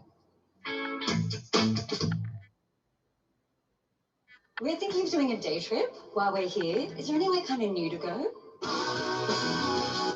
Now we believe that as they came in those days, we may very well be on the edge of another invasion from outer space. That Satan will once again make another attempt, maybe the final assault on the human race, in order to wean men and women away from the worship of God. He has tried before, he will inevitably try again. And by seducing the human race. I heard at hand that the Americans are fighting in Ukraine as well. I did hear that. By sending these so-called... If that's true, that the US military are in Ukraine, Putin's going to attack you guys. entities from space, demonic beings, he will try to get people all over the world to worship him and to deprive God of the worship that is due to him. Fortunately, we know what the end result is going to be. But this final or omega assault that will come at the end of time. I believe that the alien entities, the higher entities, they will likely use some type of a cataclysmic event, something major, whether it's real or synthetic. You know, we know about Project Bluebeam. We know about technology where they can project an image in the sky. There's going to be things that come upon this earth that are going to cause men's hearts to fail them. And so, like right now, everybody is consumed with this Western civilization of idea of going to work and coming home and watching the ball game and getting married, 2.5 kids, dog and a cat, that whole deal. There's no room for supernaturalism there. But when that does take place, it's going to flip the world on its head. And so I think that this is kind of like we've already seen like a soft disclosure take place. And I think it's prepping the world for that. But even more so, I believe that it's tying into what the Bible says is going to take place. And ultimately, it's going to be pointing the world towards an Antichrist, towards a false prophet promoting that Antichrist. He's going to be able to call fire down from heaven. It's going to be some supernatural feats taking place in the eyes of men. And so if the world doesn't have a supernatural or worldview, that's going to give it to them. I think that all this is going to culminate pointing people to this so-called messianic figure that's going to be in the place of Christ. Let's just go back in time. There was an event that took place back in the late 40s known as the Babylon Working Ritual. Now, this was a ritual that was carried out by Jack Parsons, JPL. You know, people will even to this day say that JPL stands for Jack Parsons Laboratories, but on paper it's Jet Propulsion Laboratories. JPL is major. It's a historic, so much surrounding this, so much history here. Jack Parsons was not professionally trained, yet he was tapping into high technology and building rockets. How do you do that without any type of formal training? There were no rocket programs in America before Jack Parsons. This is paramount to understand. This guy was tapping into theosophy, Thelema, the religion of Aleister Crowley. He was a disciple of Aleister Crowley, and he was working with L. Ron Hubbard, who was the founder of Scientology. Interestingly, not only did L. Ron Hubbard start Scientology, but he was a science fiction writer. The movie Battlefield Earth with John Travolta, well, that was written by L. Ron Hubbard. Interestingly, also, John Travolta is a Scientologist, right? Now, I mention this because this is a man who writes science fiction, yet he started a religion based on science fiction. There has to be something in there where he's getting these clues and these ideas. He's getting these from another realm. From that point, Guys, once a month I go to Kmart and buy a couple of toys for my 2 younger grandkids, and I send them by express post. And sometimes the post costs more than the toys do. Sometimes I get charged like $30 to send it 200 miles away. But so post is expensive. With a hole open into space-time. And from that point afterwards, you had, regardless of what Parsons actually successfully completed during that with the Whore of Babylon and different things, after that, you had the Roswell incident, you had the Kenneth Arnold sightings, you had in 1953, there was the swarm of UFOs that flew over the White House. And so there's this unleashing of supernatural activity that took place after that ritual was performed. Babylon working was successful, according to Jack Parsons. Matter of fact, Parsons said in his Antichrist Manifesto that they were successful and that a child was conceived in that act, and that there was a spirit known as Hilarion. The Whore of Babylon was what they were trying to bring about. They believed what we believe, and that America was the final Babylon. Like, this was the revived Babylon. They believed it, and they were occultists. You know, we're Christians, and we believe it. There's evidence to back this up. But yes, let's backtrack just for a second. What happened was they opened up this portal. They created a rift, and entities began to come through. Not just this Whore of Babylon being birthed, but other entities, because people all over the place started having paranormal encounters, and they began to report this to law enforcement, report this to the FBI, report this to whatever. Guys, I just thought of something. You know, it would be good propaganda for the climate change dudes. Show a steam train blowing all the smoke and all that. Show a steam train blowing smoke, and then show an electric train how clean it is. That'd be a good tool for them to use. I hope they don't come up with it. Agency they could get in touch with. And so the federal agencies said, we've got to come up with an answer for this. You know, we were not prepared for any of this. There's UFO activity. There's talk of entities and demons and winged creatures and just all kinds of weird, just paranormal demonic activity following this ritual that Jack Parsons said finally worked.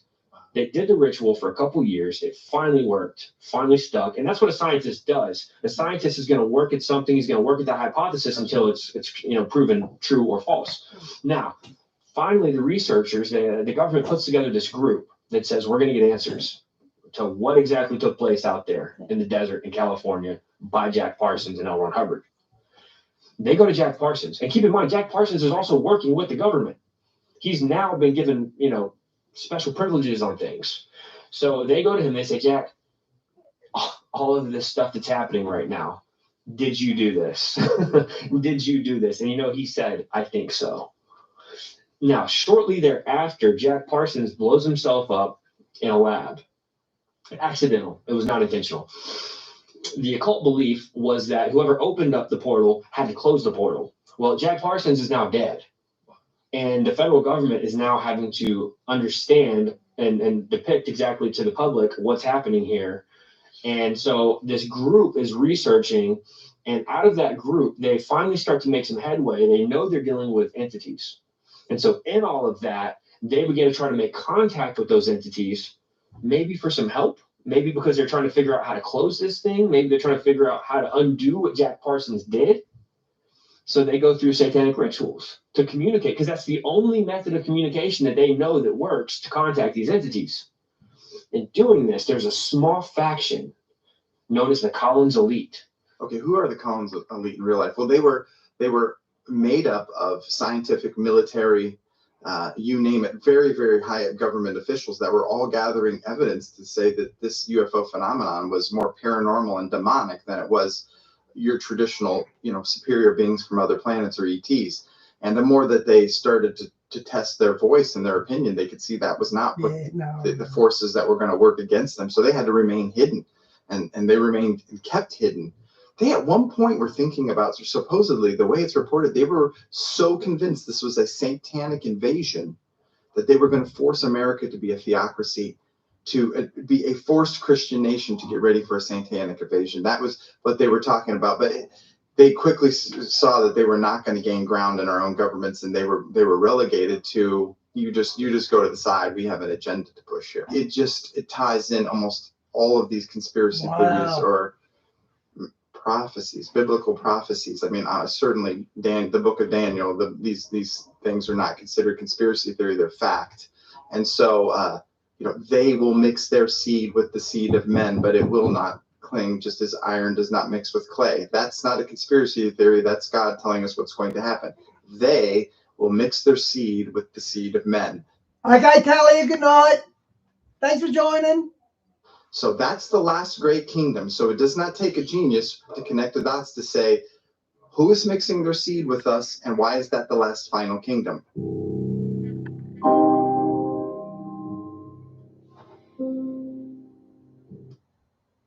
Oh, I should have done that one. Hang on. No, do that tomorrow. I'll do this one and I'll go after this one. David's job is to take patients in and out of surgery. He doesn't like keeping his patients waiting. That's why he likes Yui, because in the last 12 months, we've answered over 90% of all calls in under 30 seconds. You insured.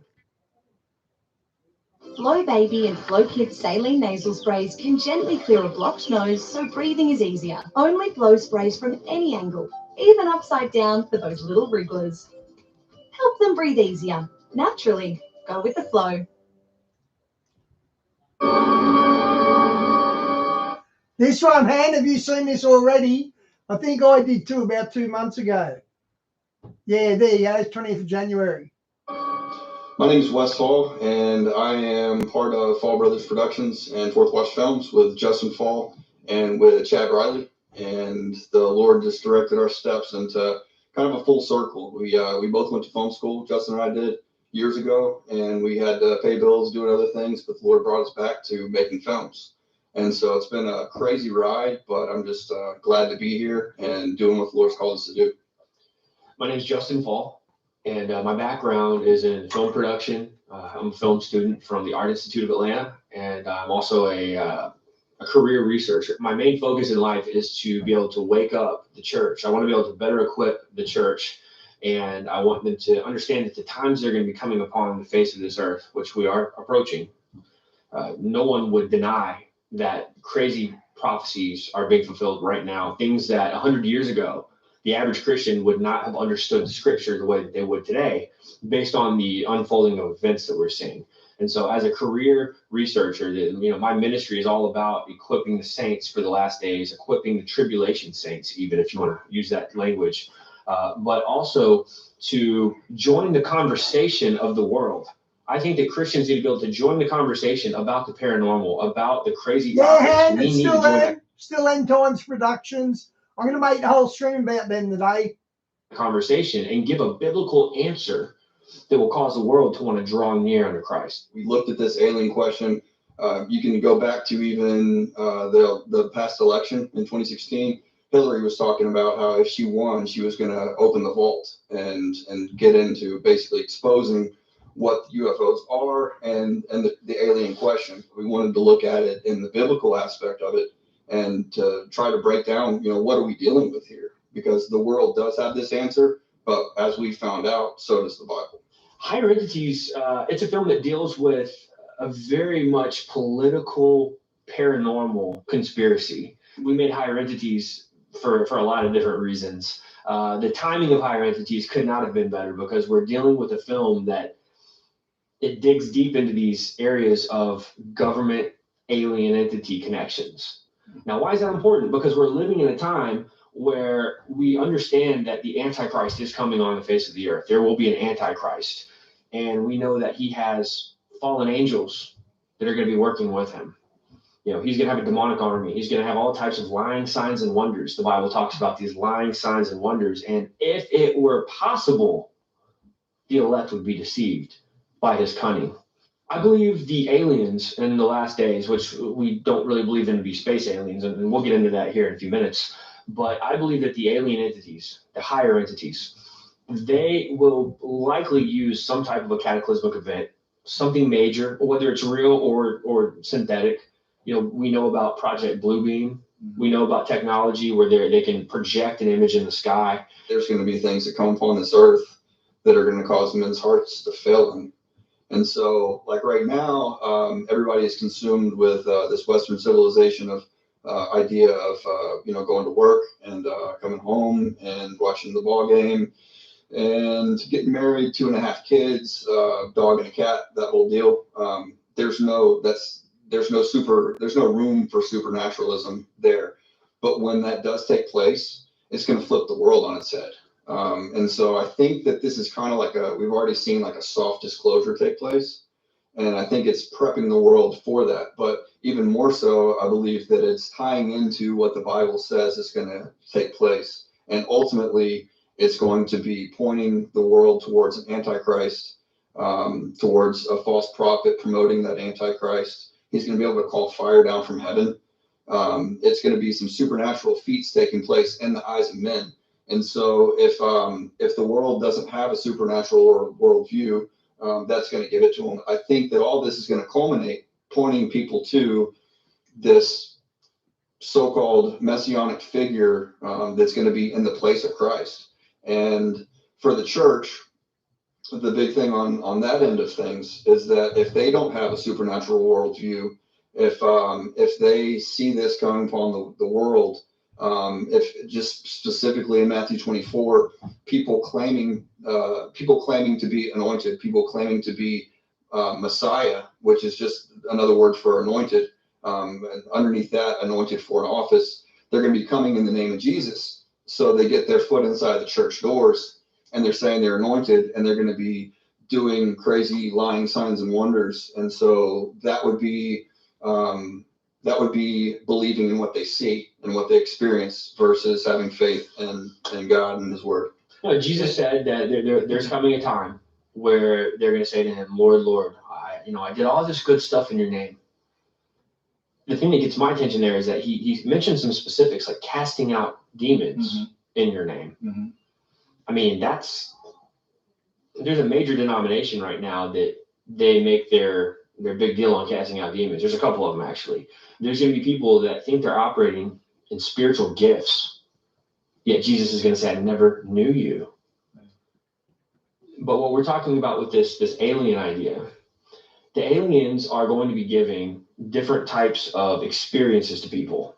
This is what people have to understand. The experiences have to be tested with Scripture, because otherwise we're going to accept them because they're supernatural experiences, whether it's a supernatural healing, whether it's some type of a prophetic event where they speak a word of knowledge or they know something about your history, whatever it may be. The aliens could have a cure for cancer. The aliens, these higher entities are coming from a different place than us. They're not earthborn. The only ones that could be earthborn would be the demons, which came through the line of the Nephilim. And obviously that's a little bit of a different scenario. It ties in together. But with higher entities, we're dealing with, there is a group that we tracked in this film called the Collins Elite. And the idea was trying to answer the question, were there events in history where the American government was working with entities? That was kind of the beginning of this research. And if so, what happened? Can we validate this? What came of that? But also, were there factions in the government who stood up against these things? That was the premise of this film. And we started off by talking about a group known as the Collins Elite. Now, let's just go back in time. There was an event that took place back in the late 40s known as the Babylon Working Ritual. Now, this was a ritual that was carried out by Jack Parsons, JPL. People will even to this day say that JPL stands for Jack Parsons Laboratories, but on paper, it's Jet Propulsion Laboratories. JPL is major. It's a historic, so much surrounding this, so much history here. Jack Parsons was not professionally trained, yet he was tapping into high technology and building rockets. How do you do that without any type of formal training? There were no rocket programs in America before Jack Parsons. This is paramount to understand. This guy was tapping into Theosophy, Thelema, the religion of Aleister Crowley. He was a disciple of Aleister Crowley, and he was working with L. Ron Hubbard, who was the founder of Scientology. Interestingly, not only did L. Ron Hubbard start Scientology, but he was a science fiction writer. The movie Battlefield Earth with John Travolta, well, that was written by L. Ron Hubbard. Interestingly, also, John Travolta is a Scientologist, right? Now, I mention this because this is a man who writes science fiction, yet he started a religion based on science fiction. There has to be something in there where he's getting these clues and these ideas. He's getting these from another realm. From that point, they ripped a hole open into space-time. And from that point afterwards, you had, regardless of what Parsons actually successfully completed during that with the Whore of Babylon and different things, after that, you had the Roswell incident, you had the Kenneth Arnold sightings, you had in 1953, there was the swarm of UFOs that flew over the White House. And so there's this unleashing of supernatural activity that took place after that ritual was performed. Babylon Working was successful according to Jack Parsons. Matter of fact, Parsons said in his Antichrist Manifesto that they were successful and that a child was conceived in that act, and that there was a spirit known as Hilarion. The Whore of Babylon was what they were trying to bring about. They believed what we believe, and that America was the final Babylon. Like this was the revived Babylon. They believed it, and they were occultists. You know, we're Christians, and we believe it. There's evidence to back this up. But yes, let's backtrack just for a second.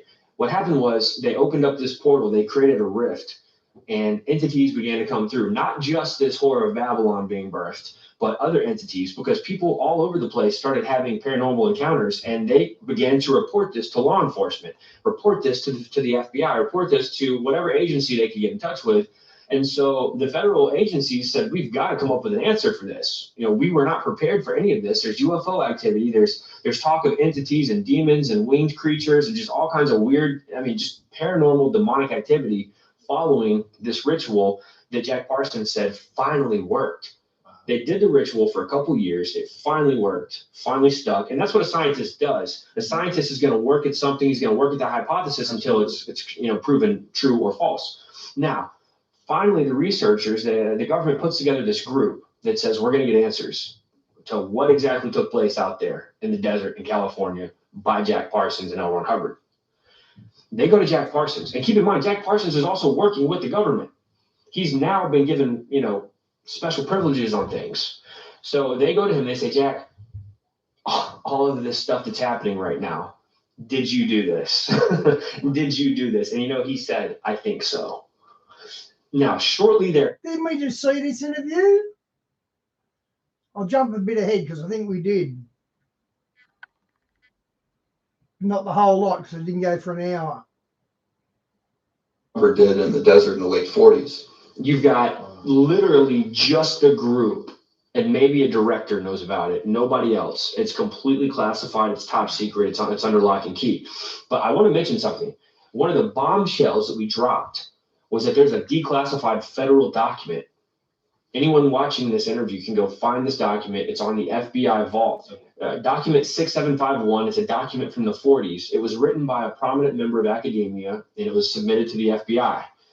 In this document, they make a case that entities are not space aliens, but that they're interdimensional or extra-dimensional entities that are crossing over from a plane known as the ethereal plane. Now, we know, as researchers of the New Age movement, we know that that is where the ascended masters are supposedly said to be on a high level. This ethereal plane is very popular. When you talk to people who astral project, people who channel, people who remote view, people who want to tap in or go on a trip, an ayahuasca trip, a DMT trip. Ayahuasca, different trips, DMT, that does allow you to cross over, or allows a person to cross over into those dimensions. Outside of that, the satanic ritual is proven to be the most effective. And from the research that we've done, the people that we've interviewed, that seems to be the constant. That's like it's a guarantee you're going to make contact if you do this. Now, the federal government had this document in the 40s, and language was used in this document that came right out of the playbook of Theosophy. Now, the guy that received this document, this is so crazy. Yeah, the federal agent receives the document, and look, the FBI is constantly bombarded with phone calls and letters and emails, and they just can't deal with all of the propaganda from citizens. People make stuff up, and it's just it's nothing. It's crying wolf. So the FBI has to really be careful what they accept and what they don't. But this was back in the 40s. So the guy that receives a document, he recognizes that this information was received through paranormal means. As a matter of fact, the language used in the 40s was super normal. That's the old way of saying paranormal, super normal. So he says that all of this information was received through super normal means. Therefore, we need to discount it. It's not valid information. Now, that's the headline that he put. It's like a cover letter. If he really believed that, why did they classify the document? Why did they classify it and then forward it to all of these FBI prominent members at the highest level of security clearance? Why in the world would they classify it and lock it up if they didn't believe it? It wasn't until years later that they declassified document 6751. And I read this document and I'm thinking, okay, since the 40s, the federal government at the highest levels have known these are not space aliens. that these are entities coming from another dimension. In the scripture, you have the chariots that are mentioned, God's transport basically, and it ripping through the space-time from the spiritual into the natural. I think that's basically the same thing that we're dealing with the UFOs. And because of the different deals that they've made with the governments, with the sharing of their technology, in order for them to have a safe space of being able to do whatever they do in the deep underground military bases. I think that some of the ones that you're seeing today are going to be basically the government taking that information and creating their own spacecraft. The technology that Standeo is working on with anti-gravity craft, I think it follows along the same thing. You can go back to the Nazis with the Die Glocke and different things like that they made, which also they were highly involved with the occult. They didn't just wake up one day and say, hey, I'm going to try this, this, and this. There was a basis. They went in there and they performed rituals to get the information. Working from home. Perfect lunch. Information to be able to practice that. When you talk to someone who has worked in a deep underground military base, which we've interviewed people, they talk about different classes of entities. None of that is really mentioned in 6751. It's more so an overall summarization of what's going on. Now, there were some information about traveling through the dimensions. There's some very fascinating tidbits in this document. And we don't really go too deep into the document other than referencing it in the film, because we had to go through, we've got over 300 declassified documents in our collection right now, all pertaining to aliens, UFOs, extrasensory perception, psychic activity that they're training people to operate in. The federal government has been training people in the occult since the 40s, training them in how to operate in occult magic and occult sciences. Everything our Bible tells us is absolutely forbidden. Our federal government has been a part of this since the 40s. And I want to add, back in the 40s, they still promoted the idea of a Christian nation of America. Yet behind the scenes, it just goes to show that the people in charge of our government have been pacifying the society since the beginning. And I don't understand how people could be so blinded. We present the information. This is what they said in the 40s, and it's only gotten worse over the years. Now, let me just draw us into this other area real fast. This group, the Collins Elite, they really wanted to create, how can I put this? They wanted to create some type of resistance. Non-aggressive, of course, non-aggressive resistance. That's what I understand that from my studies. That's what I believe. They wanted a non-aggressive resistance to what was taking place, because they saw that when a man or a group of men began to communicate with these entities, the hunger for power gets greater and greater and greater. And then you're no longer trying to get answers. You're now wanting to ask them to give you blessings. You're now getting technology and information from these entities, and you're utilizing it in the way that you structure your government moving forward. And you would say, well, why would these entities need the government? It's not a matter of them needing the government. It's a matter of setting up the scene for the end times deception, where the Antichrist is going to unite the governments of the world. It's all part of their long game. They've been working on this since the beginning of time. It didn't work at the Tower of Babel. The Lord ended it quickly. But here we are today. Where are we today, and what happened between then and now? Well, what we find out is that one of our contacts, Stan Deyo, who, by the way, Tom Horn gave us a great endorsement of Stan Deyo. Tom Horn, before his house burned down years ago, he had this big newspaper article from the UK. And standing on the cover with these other elite doctors and scientists, it's Stan Deyo. And they're giving him credit in the UK, public knowledge, that he's working on anti-gravity craft. Now, the film that we did called The Hollow Earth Chronicles, we did a whole segment in that film on Operation High Jump. This was a joint task force between the American government, the British government, and the Australian government, headed by the US and Admiral Byrd. They go down to Antarctica in what turns into a UFO battle.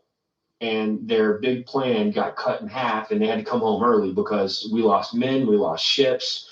There's stories of UFOs coming up out of the water and just cutting ships in half with laser. I mean, just crazy stuff that you only see in movies.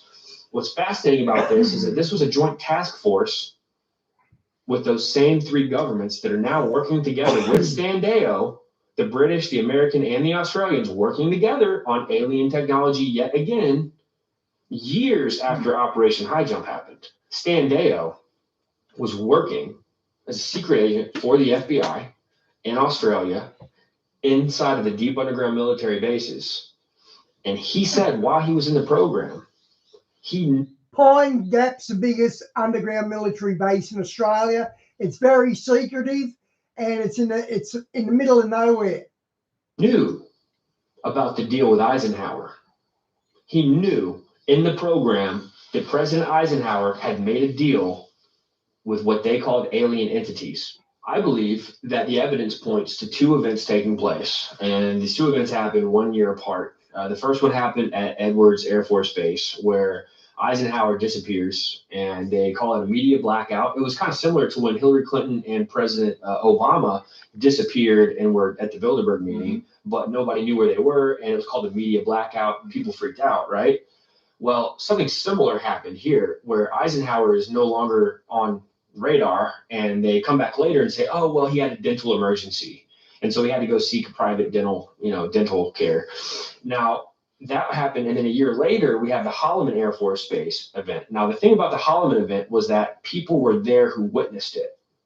Holloman is where they were out on the landing strip, and you had UFOs landing, meeting with him. Meeting took place with Eisenhower and others, and then those UFOs took off. Now, there were eyewitnesses who have come forward. I was just talking about this with Chad Riley because he found some videotapes from the 90s. This is before the internet was doing its thing. In the 90s, there were videos that were recorded, old VHS tapes of some of these disclosure type engagements. I don't know what you want to call it, but these are men that were there. They're decorated men from the government, and they're now speaking out that yes, UFOs were landing and taking off at Holloman Air Force Base, and I believe it was 1955. We do know that things began to be more apparent after Babylon working. Therefore, there were more things taking place where there was people seeking the entities. So what I believe happened was that the rift was open, that the tear in the space-time continuum, if you will, a portal, Stargate was opened, and the government got involved. The feds got involved. Once they began to communicate with the entities, there was now a relationship being built, and it was no longer shock value that there are these entities who want to work with us. So I think that was definitely an open door, no pun intended, for those entities to now be communicating with President Eisenhower years later, not too many years later, but a few years later. They're now meeting with Eisenhower. And so the story goes like this. We're on the road trip. We're driving out to meet with Ray Boucher, who was contacted by the Department of Defense. This is really important. This is one of those like haymakers. The information that he gives us that he presented his full disclosure in our film Higher Entities. But we're driving there, we're having a discussion, and we decided let's just go ahead and let's run some cameras, while we're driving and talking. So we set up our production stuff in Darren's SUV. We're driving down the road, and we had this conversation about this Eisenhower deal. See, what I had heard and researched was a little different than what Darren had picked up in his research. And this is one of those scenes in the movie where it's just like, wow, like the stuff that came out was so organic and unbelievable. Apparently, there were two events that happened, and a lot of people blur them. A lot of people will mix it up with the Edwards Air Force Base and the Holloman. They're two separate events a year apart. That's so important. But the idea is that the gray aliens on record met with Eisenhower. And then you had this other group of entities known as like the Tall Whites or the Nordics. They met with Eisenhower separately, and they warned him. They said, you do not ever want to make a deal with the gray aliens. They are deceptive. They are very deceptive. All they want to do is deceive you and enslave you. They're demonic, basically. I don't think they use the word demonic, right? Because they're all demonic. But they were warning Eisenhower never to enter into a covenant with the Greys. Well, they were the good guys, the Greys were the bad guys. This is fascinating because if you fast forward into this idea of a coming deception, they had to already set the groundwork to create a good alien, good cop, bad cop. Because what we're dealing with here is a bunch of liars. Satan's a liar, his demons are liars. That's why when someone starts playing with a Ouija board, their grandmother starts talking to them. It's not your grandmother, bro. That's a demon. Yeah. That's an entity who wants to deceive you. Right. They want to steal, to kill, and to destroy. That's biblical. And we're also told as Christians, we got to be vigilant. We got to be sober-minded because Satan is our adversary. And the word Satan, the name Satan isn't really a name. We have this misconception that Satan, the devil, the red pitchfork, and in reality, Hasatan is the enemy, the adversary. And so when we say Satan, it could actually be referring to the whole team of demons and entities, fallen angels. And so what we have the fallen angels. And now it's my personal belief. Let me just lay this out real quick. It's my personal belief based on the book of Revelation and based on me using a calculator and understanding some definitions. I was able to calculate that if a third of the angels fell with Lucifer, with Satan, the Satan, right? If a third of them fell with him, and that's also based on another passage of a third of the stars getting knocked down to earth. If that passage means what we think it means, and if we understand it correctly, a third of the angels fell with Satan. And you can do your math and figure out that equals somewhere between 30 to 50 plus million fallen angels on the surface of the earth. Now, out of that, some of them were put in chains. The Bible tells us this because the ones that committed sexual sin, the Genesis 6, they have been locked up in chains. We can read about this in Jude. But the ones that are not locked in chains, just think about it, 30 to 50 plus million fallen angels on the face of the earth. Like that's, I made the comment recently in an interview I did that is more than the population of the largest state in America. I mean, these are the gods of the nations. These are the ones who have been worshipped throughout time. These are the ones of the nations who they set up the groves and the high places and offered sacrifices to them. They've been presenting themselves to humanity throughout time under different names, but under the same descriptions of their characteristics. So when you look at it in those kind of terms, and to also answer your question about are they otherworldly or interdimensional, through the document 6751, we did find that back in the 40s even, they were saying that they were interdimensional beings. So that will parallel with what Scripture has to say of fallen angels. With Job, for instance, you have Job, and this kind of is a crossover between our first film, Hollow Earth Chronicles, and the latest Higher Entities. But in Job, you have, now there was a day when the sons of God came to present themselves before the Lord, and Satan came also among them. And the Lord said unto Satan, Whence comest thou? Then Satan answered the Lord and said, From going to and fro in the earth, and from walking up and down in it. So on one hand, you have him being able to present himself before the Lord, but he also is able to, and that's the spiritual realm. That's the things that we can't access. There's a barrier that's been put in place. But Satan and these divine beings, with the divine council, they were able to hold an audience before the Lord. At the same time, Satan says here that he's allowed, or that he's been going to and fro in the earth and walking up and down in it. So that's an interdimensional feat. And by the way, Tom Horn, his brother-in-law, was murdered. He worked at Los Alamos. This was the first time he ever told the story publicly. He never spoke this story publicly. Matter of fact, he told his sister that he would not disclose the full story while she was still alive. Yet here he is. He worked it out to tell us the story in our film. His brother-in-law worked for Los Alamos. And interestingly, he married Tom's sister, who had alien encounters from the time she was about 13 years old. Not only did she suffer alien visitations and paralysis as a child, her daughter, the next generation, when she entered into that age of puberty, she began to get it. Guys, who are you talking about? End Times production. They haven't posted in 2 years. Is that what you're saying? And then her husband, this is where it gets crazy. He comes home one day. They start drinking, knocking back a few. One thing leads to another, which I found out a lot of times when people start drinking, they're able to pull things out of the recesses that they would never talk about. So many stories of alien abductions and demonic activity people are willing to talk about after they have a few drinks. Things that are in those deep recesses come out. Now, I'm not saying that to recommend or to I'm just saying that a lot of the stories we find out about in our research comes from one guy having a few drinks, and then it just starts coming out. It's like the filter's gone. Long story short, and we give the full story in Higher Entities. It's a great story. I mean, not great as in good, but it's very fascinating. He comes home, he and the wife start drinking, and she decides she's going to share some of her childhood history with him that he didn't know about.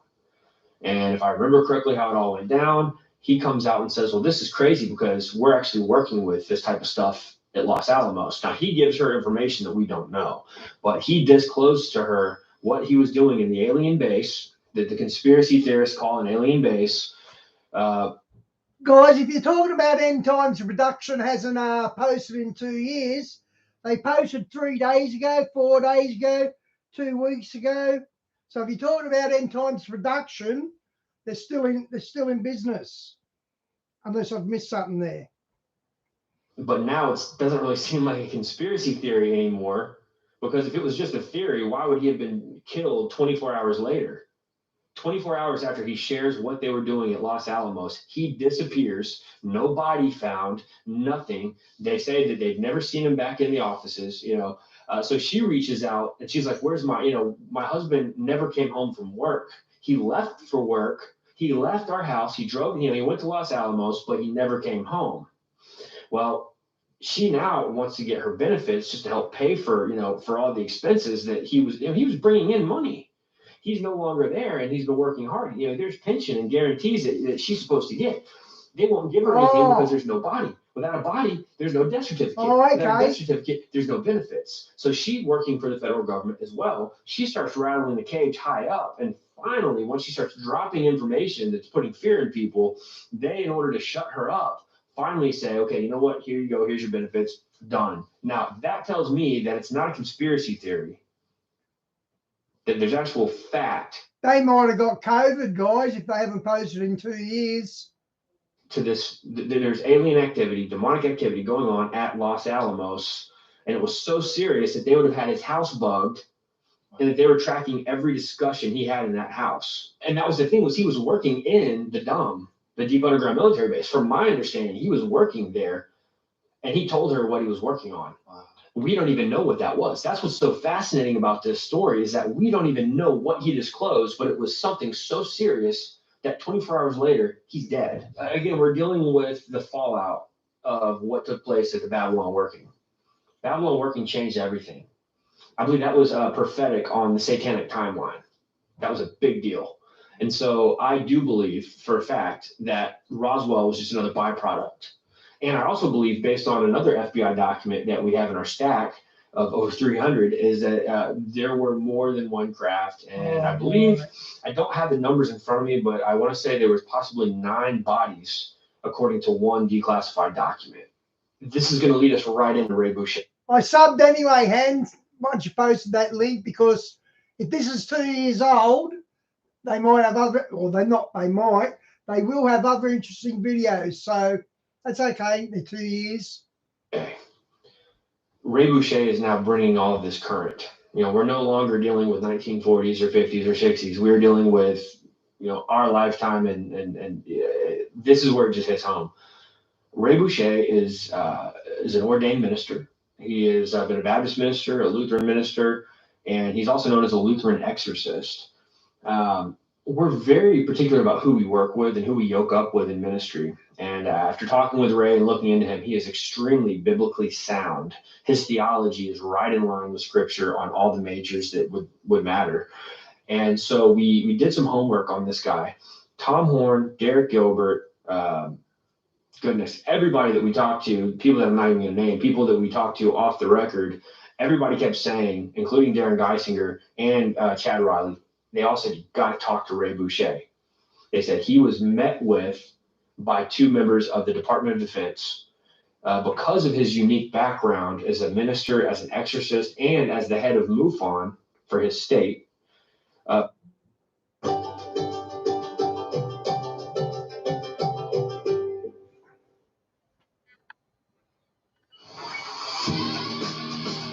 More speed.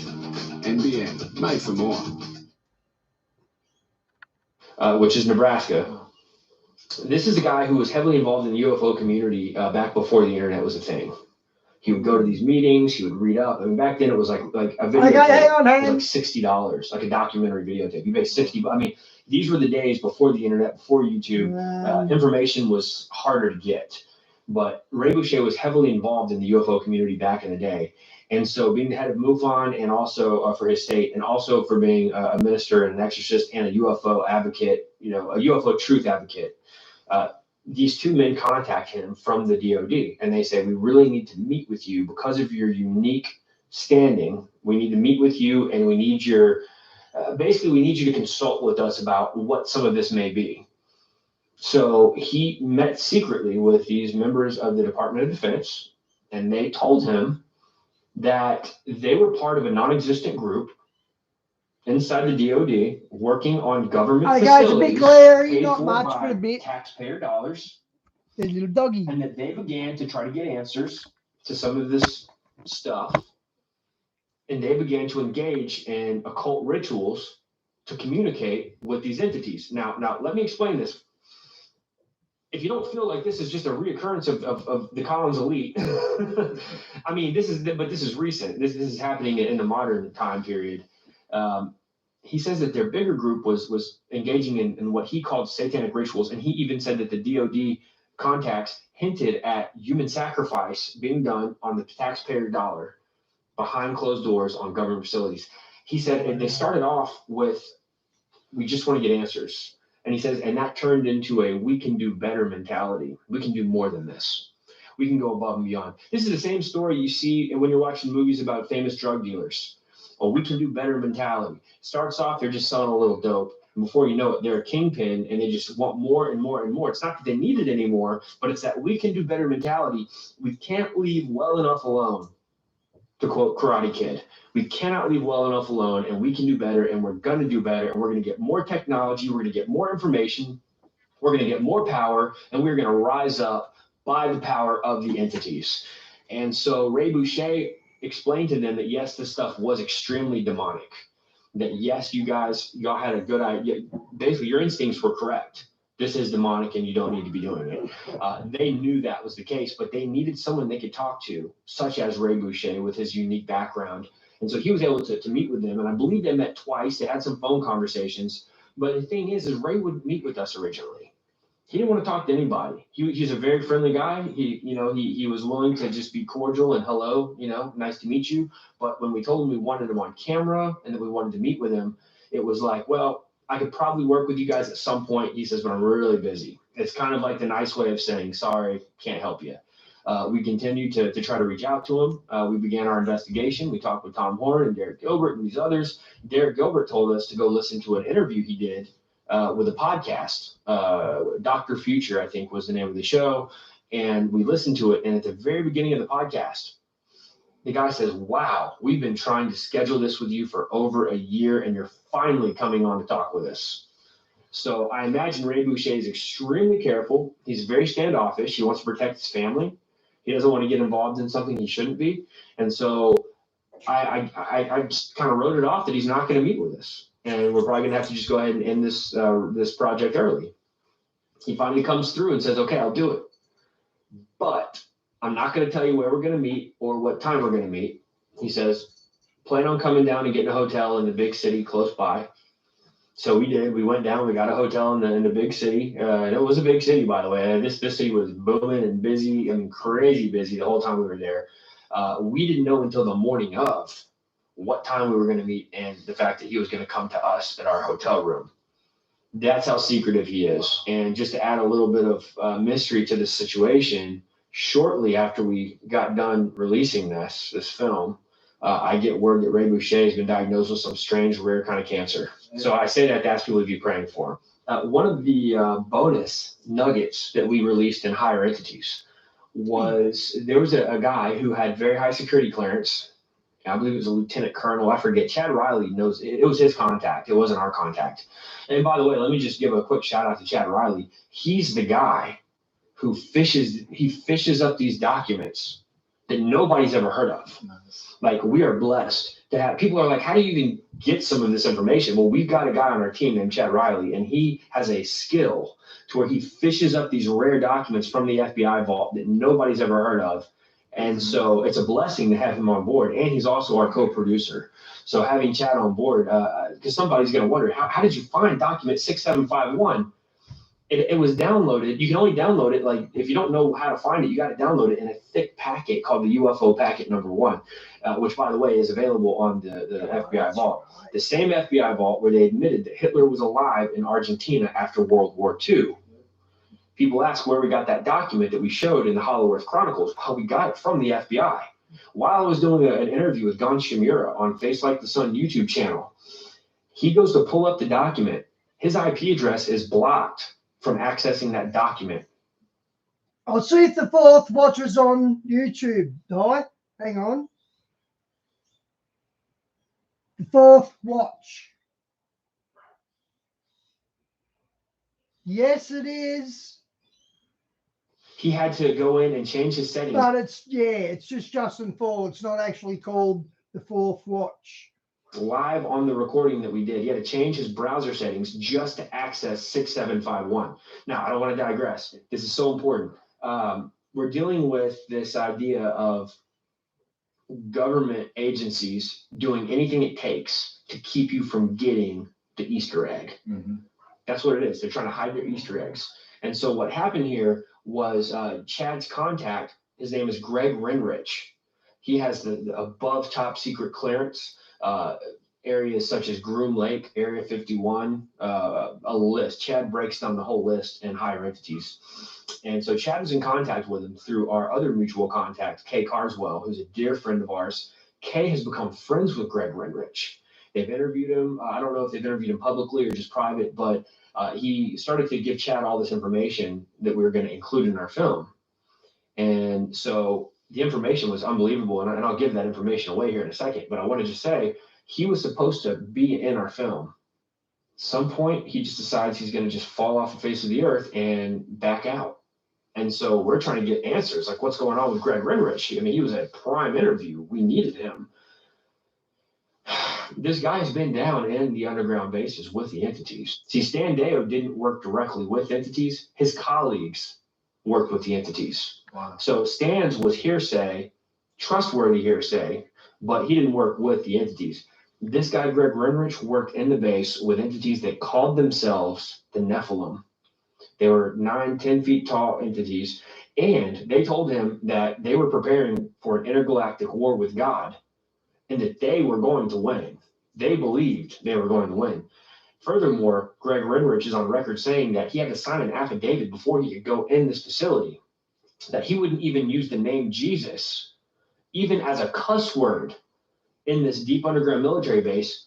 And this goes right back to what Joe Jordan says, is that hundreds of cases of alien abduction completely halted at the name of Jesus being proclaimed. Even if he stubbed his toe as a cuss word, he couldn't say Jesus. I'll go back to the... Yeah, no, I tried to see if it was on YouTube, but it's not. So I'd have to watch it through that app there.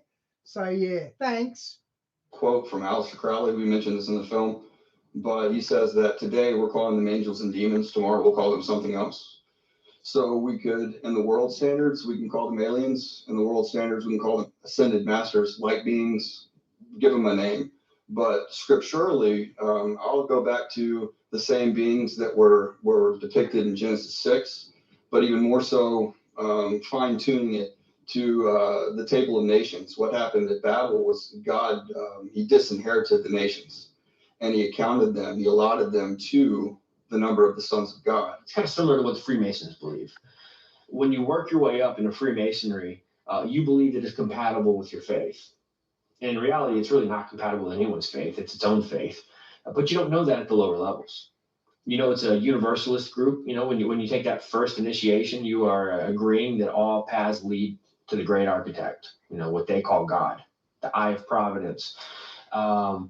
As you work your way up, I think it's the 28th degree, somewhere between the 28th and the 30th, if I remember correctly. I just had this conversation the other night with my buddy Brett, and you have this understanding that the Bible is good and it's the word of God, but when you get to the 28th to the 30th degree, you find out that the role gets reversed and that Lucifer was actually the underdog. He was the good God that really did all the good creation, that really did. He had the best, he had basically our best interest at heart. It's Gnosticism. And so Jesus, they believe, is the enemy. Yahweh is the enemy. That it's a reversal role, that the Bible, and this is part of the coded language that they use, is that you don't find this out until you're higher up.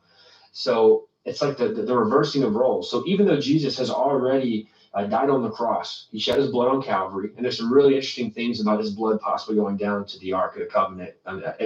Maybe another video we could talk about that. But Jesus died on Calvary. He descended into the heart of the earth, where he preached to the spirits in prison. This is all part of the Hollow Earth film we did. And then he rose, he defeated death, he rose from the dead, and he declared victory over every unclean spirit, over every imp of Satan, over every evil entity that would ever be in existence. He literally declared victory over. And their time is short. They know their time is short, yet their goal is to try to do as much damage to the kingdom as they can. But what we know, according to scripture, is that their work is in vain because the cross defeated all of that. Now, let me add one last little thing here. Greg Renrich was out walking on his ranch, or his farm, his property, with his wife. And all of a sudden, they get this thing on the back of their neck, and they're kind of, wiping it. You ever smash a bug or something? You kind of do one of these. So they get a slimy residue on the back of their neck. Well, it doesn't affect him the same way it affects his wife. And this is their property. This isn't like they're out in some random wooded lot. This is their land. They get back. They've already had a horrible history ever since he started speaking out about his testimony, because he's a Christian, to the best of my knowledge. He began to share these stories publicly, and he had just SWAT teams show up at his house with machine guns, destroyed his family. The family relationships that they had tight bonds with are now, they've got a broken family over all this. People can't understand why he would have done anything to put their family at risk. They're like, why would you have done this? Why would you even talk about this? You have ruined this family. And so he doesn't even have good relationships with all his family anymore because of the high up non-existent government, SWAT teams that are coming out to force him into submission. Anyway, that happened previously. Now, fast forward, they're walking on their land and they get this slimy residue on the back of their neck. And so they get back home and the wife is ill. I mean, it acted fast, so ill. Chad gave us an update. Chad contacted him, and we filmed the update in the film because we were waiting on him. We were kind of tracking along. He's not going to come on the film. His wife's not doing well. Matter of fact, Chad said in the film that he didn't know his wife was actually going to make it through all of this. And it reminded me of the late J.C. Johnson, who was a friend of mine. He was a cryptozoologist, and he would take people on guided tours in the Four Corners area where he would show people where these animals would show up. Like he says that they've seen pterodactyls. He says they've seen all kinds of crazy, what we can only call a hybrid or a prehistoric type. I don't believe in prehistoric time, but the idea of what we're told dinosaurs are, these strange animals, right? We're told that there's portals in the Four Corners where these things cross over, and the Indians don't want to go near it. And these wild animals, what we would call animals, they're these weird things that are coming through the portals. So J.C. Johnson would go out there with this, he'd take a security team with machine guns, like mercenary style, and they would give guided tours out there. People that wanted to go see this for themselves. And it was several times he would send me photos from their action cameras where they would pick up what looks like gray aliens in the bushes. Anyway, I'm bringing all this up because J.C. Johnson told me that he had friends that went down to Dulce to research. He said that they were getting a little too close to the fire. They got done doing their homework. They go back to their car. But what they didn't know is that before they got back to their car, there were men in black, these men in the shadows. They came and dusted some type of a biological weapon known as a transdermal on the handles of their car. So all they had to do was touch the handle. You touch it, it is now transdermal. It's going into your bloodstream immediately. And they become either really, really ill to the point where the rest of their life is spent in a bed, or they die. Wow. That's what I was reminded of when Greg Renrich, passed on the message that his wife was ill and that they had found some type of a slime on the back of their necks. I don't want to lose my life because I've got so much love to give and I got so much, kingdom work to do. But I'm reminded of this passage in the Bible, and I don't have the address in my mind. I don't know where it is in the Bible, but there's a passage that talks about, don't fear those that can kill the body. You fear the one that owns your soul, the one that can take your soul, and that is the Almighty God. That is Yahweh, Jehovah, Jesus Christ. He's the only one that I fear. And so if someone were to take this body because of me doing a service to the kingdom, it just means more crowns and riches in the next life. And Philippians 2:8, and I got that here. Wherefore God also hath highly exalted him, speaking of Christ, and given him a name which is above every name. So that's the authority. That at the name of Jesus, every knee shall bow, every knee should bow of things in heaven and things in earth and things under the earth, and that every tongue should confess that Jesus Christ is Lord to the glory of God the Father. So just a couple things on that. First, it shows that that these places actually exist. So you've got things in heaven, things in earth, and things under the earth. Those are three physical locations, and we call them spiritual locations because we can't access the one or the other until we're completed. But it also shows, and most importantly, it shows that Jesus has all the authority. It's all been given to him because of what he's done. And so every tongue is going to confess at one point or another that Jesus Christ is Lord to the glory of God the Father. He's been exalted above everything. Everything's under his authority. So there's nothing to fear. Thank God we've been given his word to study it. And I wish I would have started earlier, man. Like one of the things I tell people that are, earlier on their walks, I wish I would have started reading the scripture on a daily basis, because that's where our foundation comes from. That's the basic instruction before leaving Earth. It's our map. He gave us this so we wouldn't be lost. It documents the whole story. And so there's nothing to fear. If we're in Christ, we're sealed until that day. Amen. We've been talking tonight about our latest film, Higher Entities, The Lost Tapes. You can find this film and our other films at fourthwatchfilms.com. That's FOURTHWATCHFILMS.com. Okay, they might have been murdered.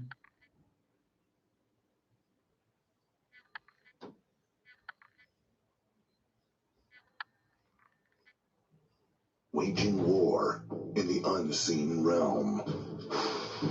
Global events fulfilling biblical prophecy. Eternal life. What lies beyond mortality? From analyzing the paranormal from a biblical worldview to the discussion of cutting-edge science and technology. Conspiracy. Discovery. Special investigative reports. Unafraid to explore the challenging issues facing humanity. Welcome to another edition of Skywatch TV.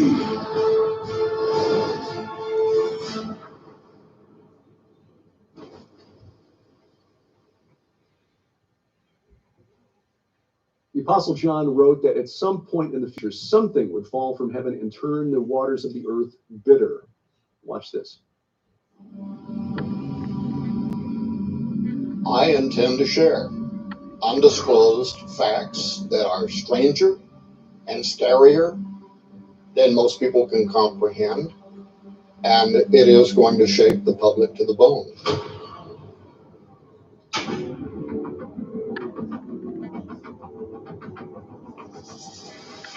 And yes, this involves a cover-up of the highest order by national space agencies, including NASA. It does, doesn't it?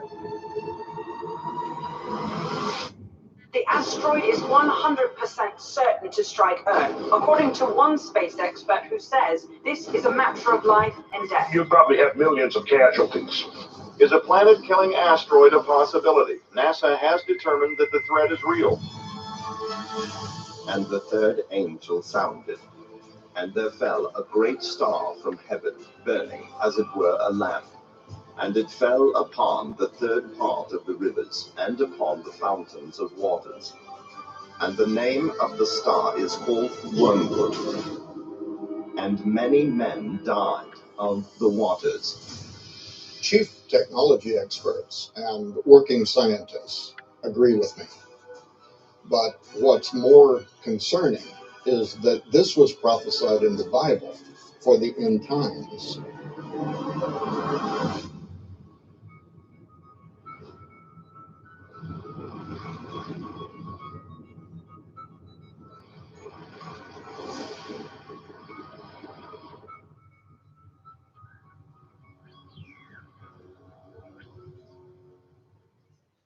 Welcome to Skywatch TV. I'm Derek Gilbert. It's a special program as we kick off a series of 4 programs about a brand new book from the best-selling author, CEO of Skywatch TV, Dr. Thomas Horn. The book, The Wormwood Prophecy, NASA, Donald Trump, and a Cosmic Cover-Up of End Time Proportions. Joining me on the panel to discuss this over the next several weeks, my best friend, co-author of our new book, Veneration, Sharon K. Gilbert. Hi, sweetie.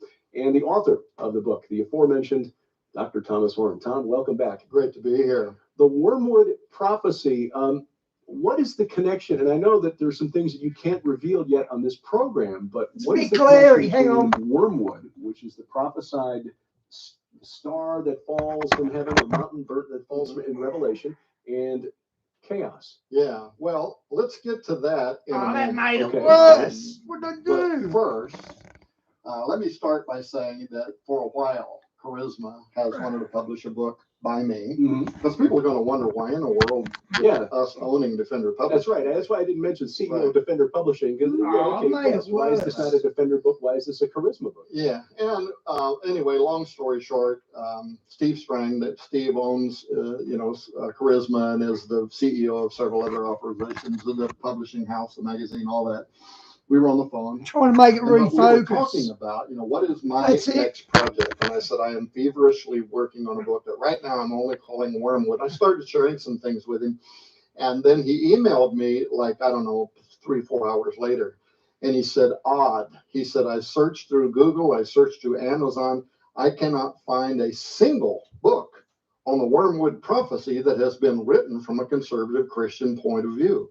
Now, of course, it could have been something in antiquity. We know that the early church fathers, had their ideas about wormwood, and we're going to get into some of those as these weeks transpire. But that was the same thing. I went to just Amazon and looked up wormwood. The only thing I could find over there was a New Age book where a guy was tying it to Nibiru or Nibiru, whatever you call it, and the Mayan prophecies and just a whole bunch of gobbledygook. But I couldn't find anything. So that was a point of interest to me. And as we're doing these programs, this is really coming out of Revelation 8:10 through 11 that says, and the third angel sounded, and there fell a great star from heaven, burning as it were a lamp, and it fell upon the third part of the rivers and upon the fountains of waters. And the name of the star is called Wormwood, and the third part of the waters became wormwood, and many men died of the waters because they were made bitter. So we're going to kind of walk around, what is that text actually talking about, what the early church fathers believe, what people like Dr. Michael Heiser believes, what I personally believe.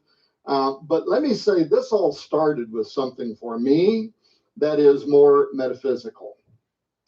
I don't think I have ever talked about this on Skywatch TV. I've only spoke of it privately with my family on a couple of occasions. And then one time I hinted at it on one of Sid Roth's It's Supernatural. And it's an event that happened to me many years ago now when I was just a young Christian and was just so passionate. I mean, just every day literally begging God to let me be in the ministry, right? Just feeling that, when you're called into the ministry before you even know what's going to happen or what it means, but the zeal of the Lord hath eaten me up. You just have that passion in your heart. And so I was at that time, just praying every single day. And I came home one night and went to bed. The next thing I know, and this was very vivid, this was not like, I had a dream. This was something different. As so far as I knew, this was actually happening. I didn't know how I got there. I didn't really even quite know what was going on, but I was standing in something very brilliant. In my mind, I'm thinking this is like a throne, right? Like the prophets may have described the throne of God, right? Just absolutely brilliant. Somehow I also knew in my mind that I was standing before God and I was saying something. And as I listened to myself, right, what I was saying was, please don't let me forget. Don't let me forget. And somehow I knew that he had told me I was going to forget whatever it was he had told me. It just didn't make any sense at all, right? And I'm begging, please don't let me forget. And all of a sudden, I start falling. Like I've jumped out of an airplane without a parachute, right? My back is beneath me. And I'm literally falling. And I can see all of this and the sky, everything moving away from me very rapidly, right? And I'm falling. All of a sudden, I see the roof of my house go, whoop, and it went right around me. And I fell on the bed, right? I felt myself physically hit the bed. And immediately, now I'm awake. And immediately, I sat up in bed and I breathed in real deeply. Like that. Mm-hmm. And then I hear my wife, and she's bawling her head off. Now I'm awake now, right? And I look over at my young wife, Nita, and she is, her face is just, her hands in her face, and she is bawling. And I'm like, what's going on? What's the matter? What's happening? And it really took her a few minutes to collect herself, right? And then she explained to me that she had woke up in the middle of the night and I was dead. Now, this wasn't just she poked me and I didn't move. This was her spending probably 10 full minutes trying to resuscitate me. She doesn't know how to do it. She's beating on my chest. I have no pulse. I'm cold, actually, to the touch. Wow. I'm not breathing. She puts her ear down to my mouth. She can't hear me breathing. I'm just He was actually cold to the touch. That's a detail you don't make up. not there, right? This is what she was doing while I was somewhere else. And then when I woke up, it took her a moment for her to collect herself. Now, fast forward, so I don't go into every detail, but the next day I go and see my pastor. And I tell him all about it because I'm a young Christian. I don't even have no idea what this means, right? And his response, well, let's just say that his response was the definition of the New Testament, not to cast your pearls before swine. Not saying that my pastor is a pig, but that he totally did not get the idea of something supernatural, right? He just thought I ate too much chili or something before I went to bed. So as a young Christian, I immediately then put up this wall where I am just not going to share this with anybody else because whatever it was for me it was more real than this matrix that we live in here. Mm-hmm. I didn't know how anybody would understand it. And really what I needed was an answer. It just did not make any sense to me at all. Why would God, right, tell you something and then say, but you're not going to remember? What is the point in that, right? Mm-hmm. I just didn't get it. And every day I'm praying and I'm praying and I'm praying. And I want to show you. For the very first time in my life as a young Christian, I was reading through the Bible. I'd never read it. Well, I'd hardly read any of it, right? And so I'm reading through the Bible. About this is maybe 2 to 3 weeks later. I'm still praying about this every day. What did that all mean? And I came upon this scripture. So this is Job 33, starting at verse 14. And it says this, for God speaketh once, yea, twice, yet man perceives it not. Verse 15, in a dream, in a vision of the night, when deep sleep falleth upon men, in slumberings upon the bed, then he opens the ears of men and sealeth their instructions, that he may withdraw man from his purpose and hide pride from man. And I'm telling you that, the difference between Logos and Rhema. When I read that day, and I knew nothing about theology or scripture, I knew nothing. When I read that, my mind was so open so quickly, and I instantly got it. That God had sealed within me during the night, in deep sleep and slumbering upon the bed, instructions that were going to serve some kind of a purpose. But why would he not let me remember? That he may withdraw man from his purpose and hide pride from man. And I immediately got that, even as just a baby Christian, right? That if I had known where someday I would be, first of all, I would not have taken the course that I needed to take, right? Right. For all the hard times, the struggles, for everything that hones us, right, as believers. The stuff we don't really want to go through, but later on in life you look back and you realize you really needed to go through those trying times because it defines your character. It makes you who you are. If I had known that someday we'd be doing television, speaking at people's conferences, publishing books, doing all this stuff, what would I have done? I would have aimed at it. Mm-hmm. And I would have set my focus on it, and I would have been doing everything to make that happen, right? But God wouldn't let me remember. Why? Because he wants to withdraw man from his purpose. Mm-hmm. The second thing, that he might hide pride from man, because as a very young Christian, had I seen myself, the stuff I do today, and I don't think about it, it doesn't affect my pride. I don't think of, myself as anything. But back then I might have been tempted. Sure. And then that could have ruined everything that God wanted to happen. Okay, I said all that to say this. There have been a few times in my life, and my son Joe, who's standing off camera over here, could verify this, in which something odd happens. And it's always in the middle of the night. In fact, what's strange, maybe you could explain what this means. It's almost always around 2 or 3 o'clock in the morning. And I will be, again, in the most vivid kind of dream. These are more like a full-on theatrical Hollywood level film in terms of the graphics and the three-dimensionality, the colors and stuff that we're not supposed to have in dreams, right? This has happened a few times in my life. Joe will tell you that when we were getting ready to move here, right, to do everything we're doing here today from Oregon, and I resigned from the Assemblies of God, something happened. I woke up in the middle of the night. I jumped up. I wrote down all these notes. And the same morning, I sent an email to the state superintendent for the Oregon District Assemblies of God, giving him a list, a whole detailed list of a whole list of things that were going to happen. Now, recently, Joe found that old letter that I sent to him and read it, and he came to me just ashen-faced. He said, "Oh my gosh, Dad."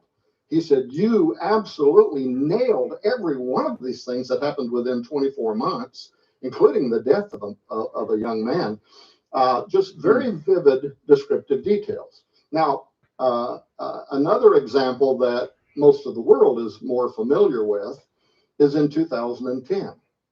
And the weirdest thing, of course, I was studying Petros Romanus and all that at the time. Chris Putnam and I were working on a book, right?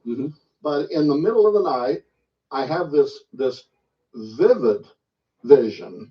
And actually what I saw were very dark clouds rising up over the Vatican, right? Now, you could say, well, it's because you're studying all this stuff. But I woke up and immediately took a paper and I wrote down Pope Benedict is going to resign in April of 2012. And if you recall, and people can go get the YouTubes and watch this, I'm on Sid Roth's show, I'm on Jim Bakker's show, I'm on Prophecy Watchers, and we didn't yet have the studio. And I'm saying, I believe that Pope Benedict XVI is going to resign. Not only that, I believe he's going to do it in April of 2012. I'm on tape in 2010 and 11 saying this, right? Oh, yeah. And I was getting all this feedback from especially Catholics. You don't know what you're talking about. You're crazy. Popes don't resign, right? Yeah. They die in office. And that had been true for something like 500 and some years, right? So here's the thing. When 2012 came and nothing happened, for a while I was really confused because I was certain that this was going to happen exactly when I went out on a limb, right? But then 2013, what happens? It hits the news. Pope, and I remember because it was February 28th, which is my birthday. That's why I've never forgot it. February 28th, 2013, the Vatican's big announcement. Pope Benedict XVI has stepped down, right? He has resigned.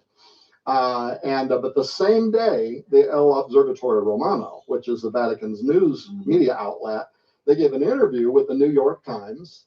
And in that interview, they admitted Pope Benedict actually secretly, officially resigned to the Roman Curia, did it privately, right?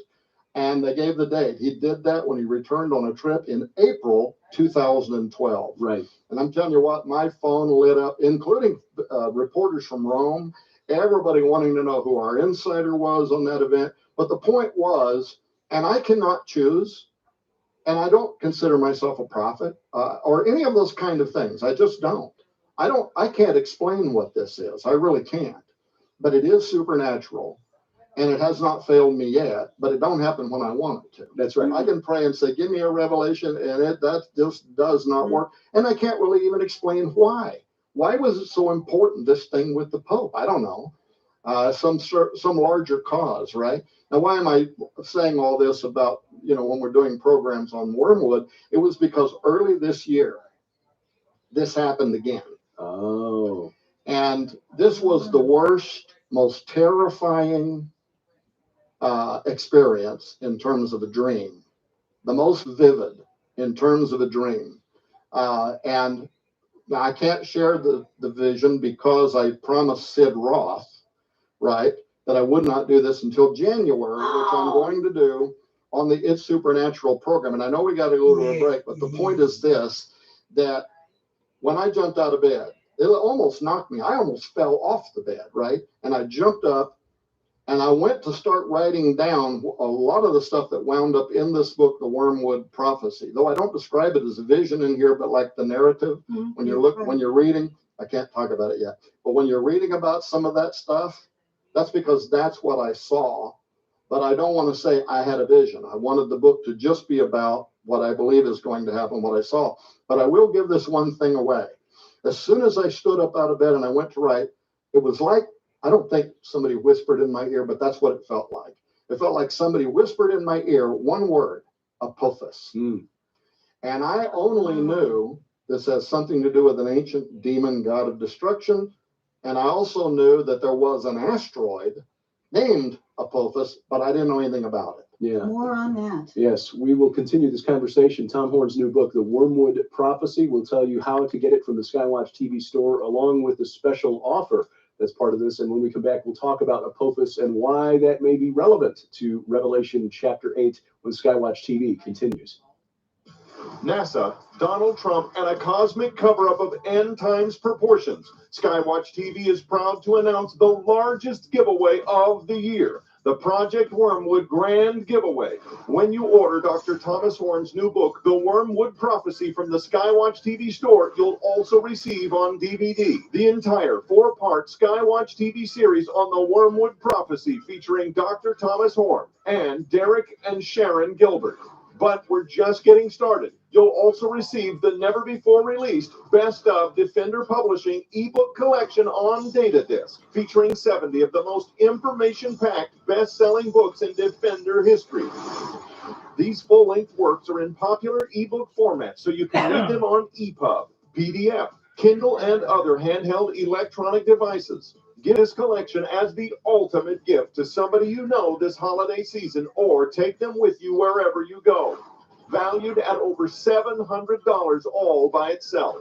But that's not all. With the holidays just around the corner, now's your chance to save big and receive a massive collection of merchandise. Also included in the Wormwood Grand Giveaway is a gargantuan supply of brand new super quality overstock gift books, DVDs, audio sets, survival and organic living books to add to your library or to give away as gifts this holiday season.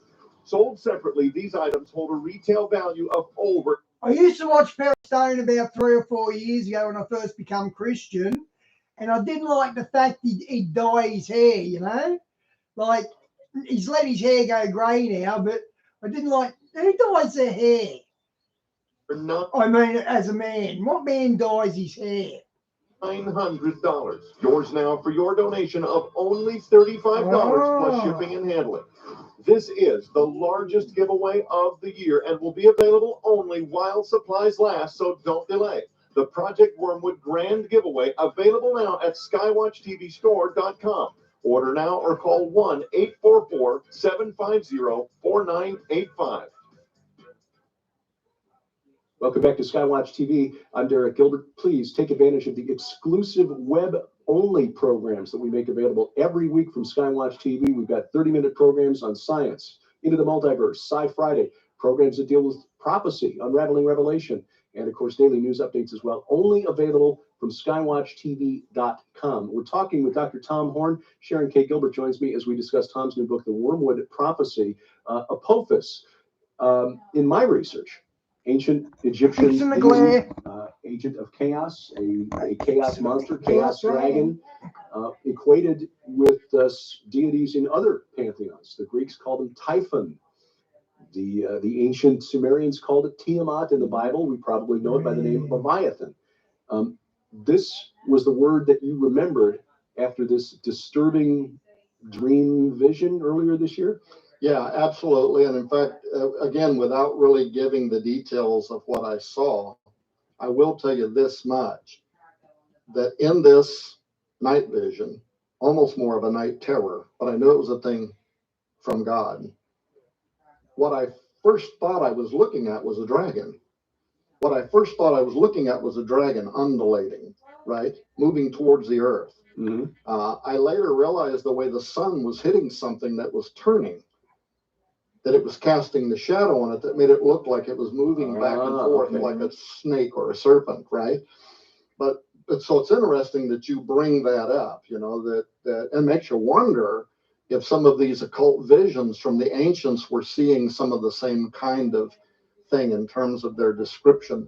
And even why, and we'll have to talk about this like on the next program, but why does NASA do this? Why do they name these near-Earth threatening space objects after these ancient... Guys, I think this is a 4-part series, so I'll finish the next 3 shows with the 2nd, 3rd, and 4th part of this, because this is pretty interesting.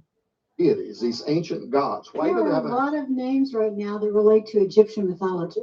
We saw this with the asteroid called Bennu, Mm-hmm. and then the probe to go visit it was called Osiris Osiris Rex, which was a European Space Agency probe, but they really twisted around the acronym in order to make it fit. Osiris Rex, Osiris the King, Mm-hmm. Osiris, who's the Lord of the Dead. And Bennu is where he's supposed to be buried. Yes, Bennu was a representation of the bird, like a Mhm. phoenix-like The Bennu bird. bird, there was a resurrection bird, exactly. Right. So, yeah, you'd think that in our modern scientific age, our age of reason, that scientists like those working at NASA would draw on, you know, why not name it for some of the great astronomers of, why not call it Comet Galileo or Copernicus or something like that? Why not, you know, instead all of named after digging gods into and pagan deities. Right.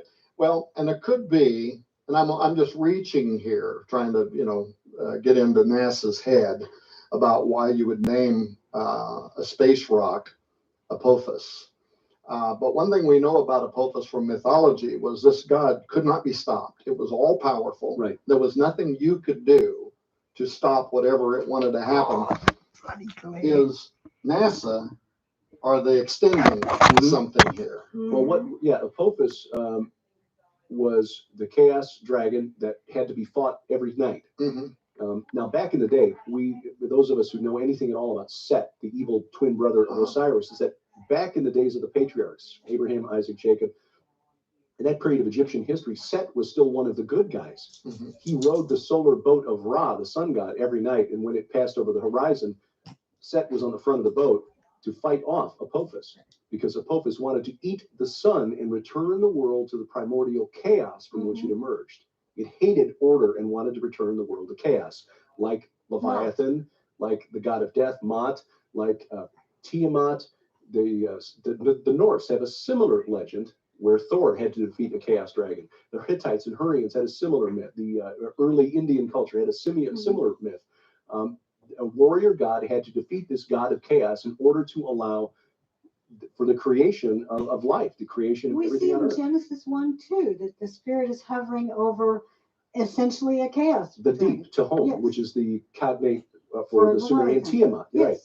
So yeah, this is really curious that NASA would choose to give that particular name to an asteroid that has some chance of intersecting the orbit of the Earth. Right. Well, not the orbit of the Earth, intersecting the Earth, which is the whole point. And in programs to come to follow this, I'm going to tell you why I believe it has more than some chance of impacting the Earth in 2029. So a little over 9 years from right now, and what that might Which we're going to watch over the next few days, guys. mean in terms of prophecy. Now, we don't want to scare people. That's not what we do. No. But at the same time, we believe in biblical prophecy, and we know these things are shortly to come to pass according to Scripture. During this series of programs, it is also the biggest giveaway, as you saw in the commercial earlier. Well, actually, the biggest giveaway ever at Skywatch TV. Over $900 in free books and products, just a ton of stuff. But this is the only one I want to mention, is the collection of ebooks on a data library that are in all of the ebook formats. So Kindle, Nook, EPUB, whatever it is that you use. Now, Okay, guys, I'm out in a sec. You know what I'm going to watch tonight? the Stargate movie, because he said the last video said that that's how he thinks it was in the pre-antediluvian age, like the age of Atlantis. And I thought he made sense. So I'm looking forward to watching that. Okay, guys, God bless. See you tomorrow. Oh, if there's enough on Chrislam, I'll do a show on Chrislam. If not, I'll do the one hand done with the Pope declaring one world religion. Either way, I'll do that one day or the other anyhow. Okay, guys, God bless.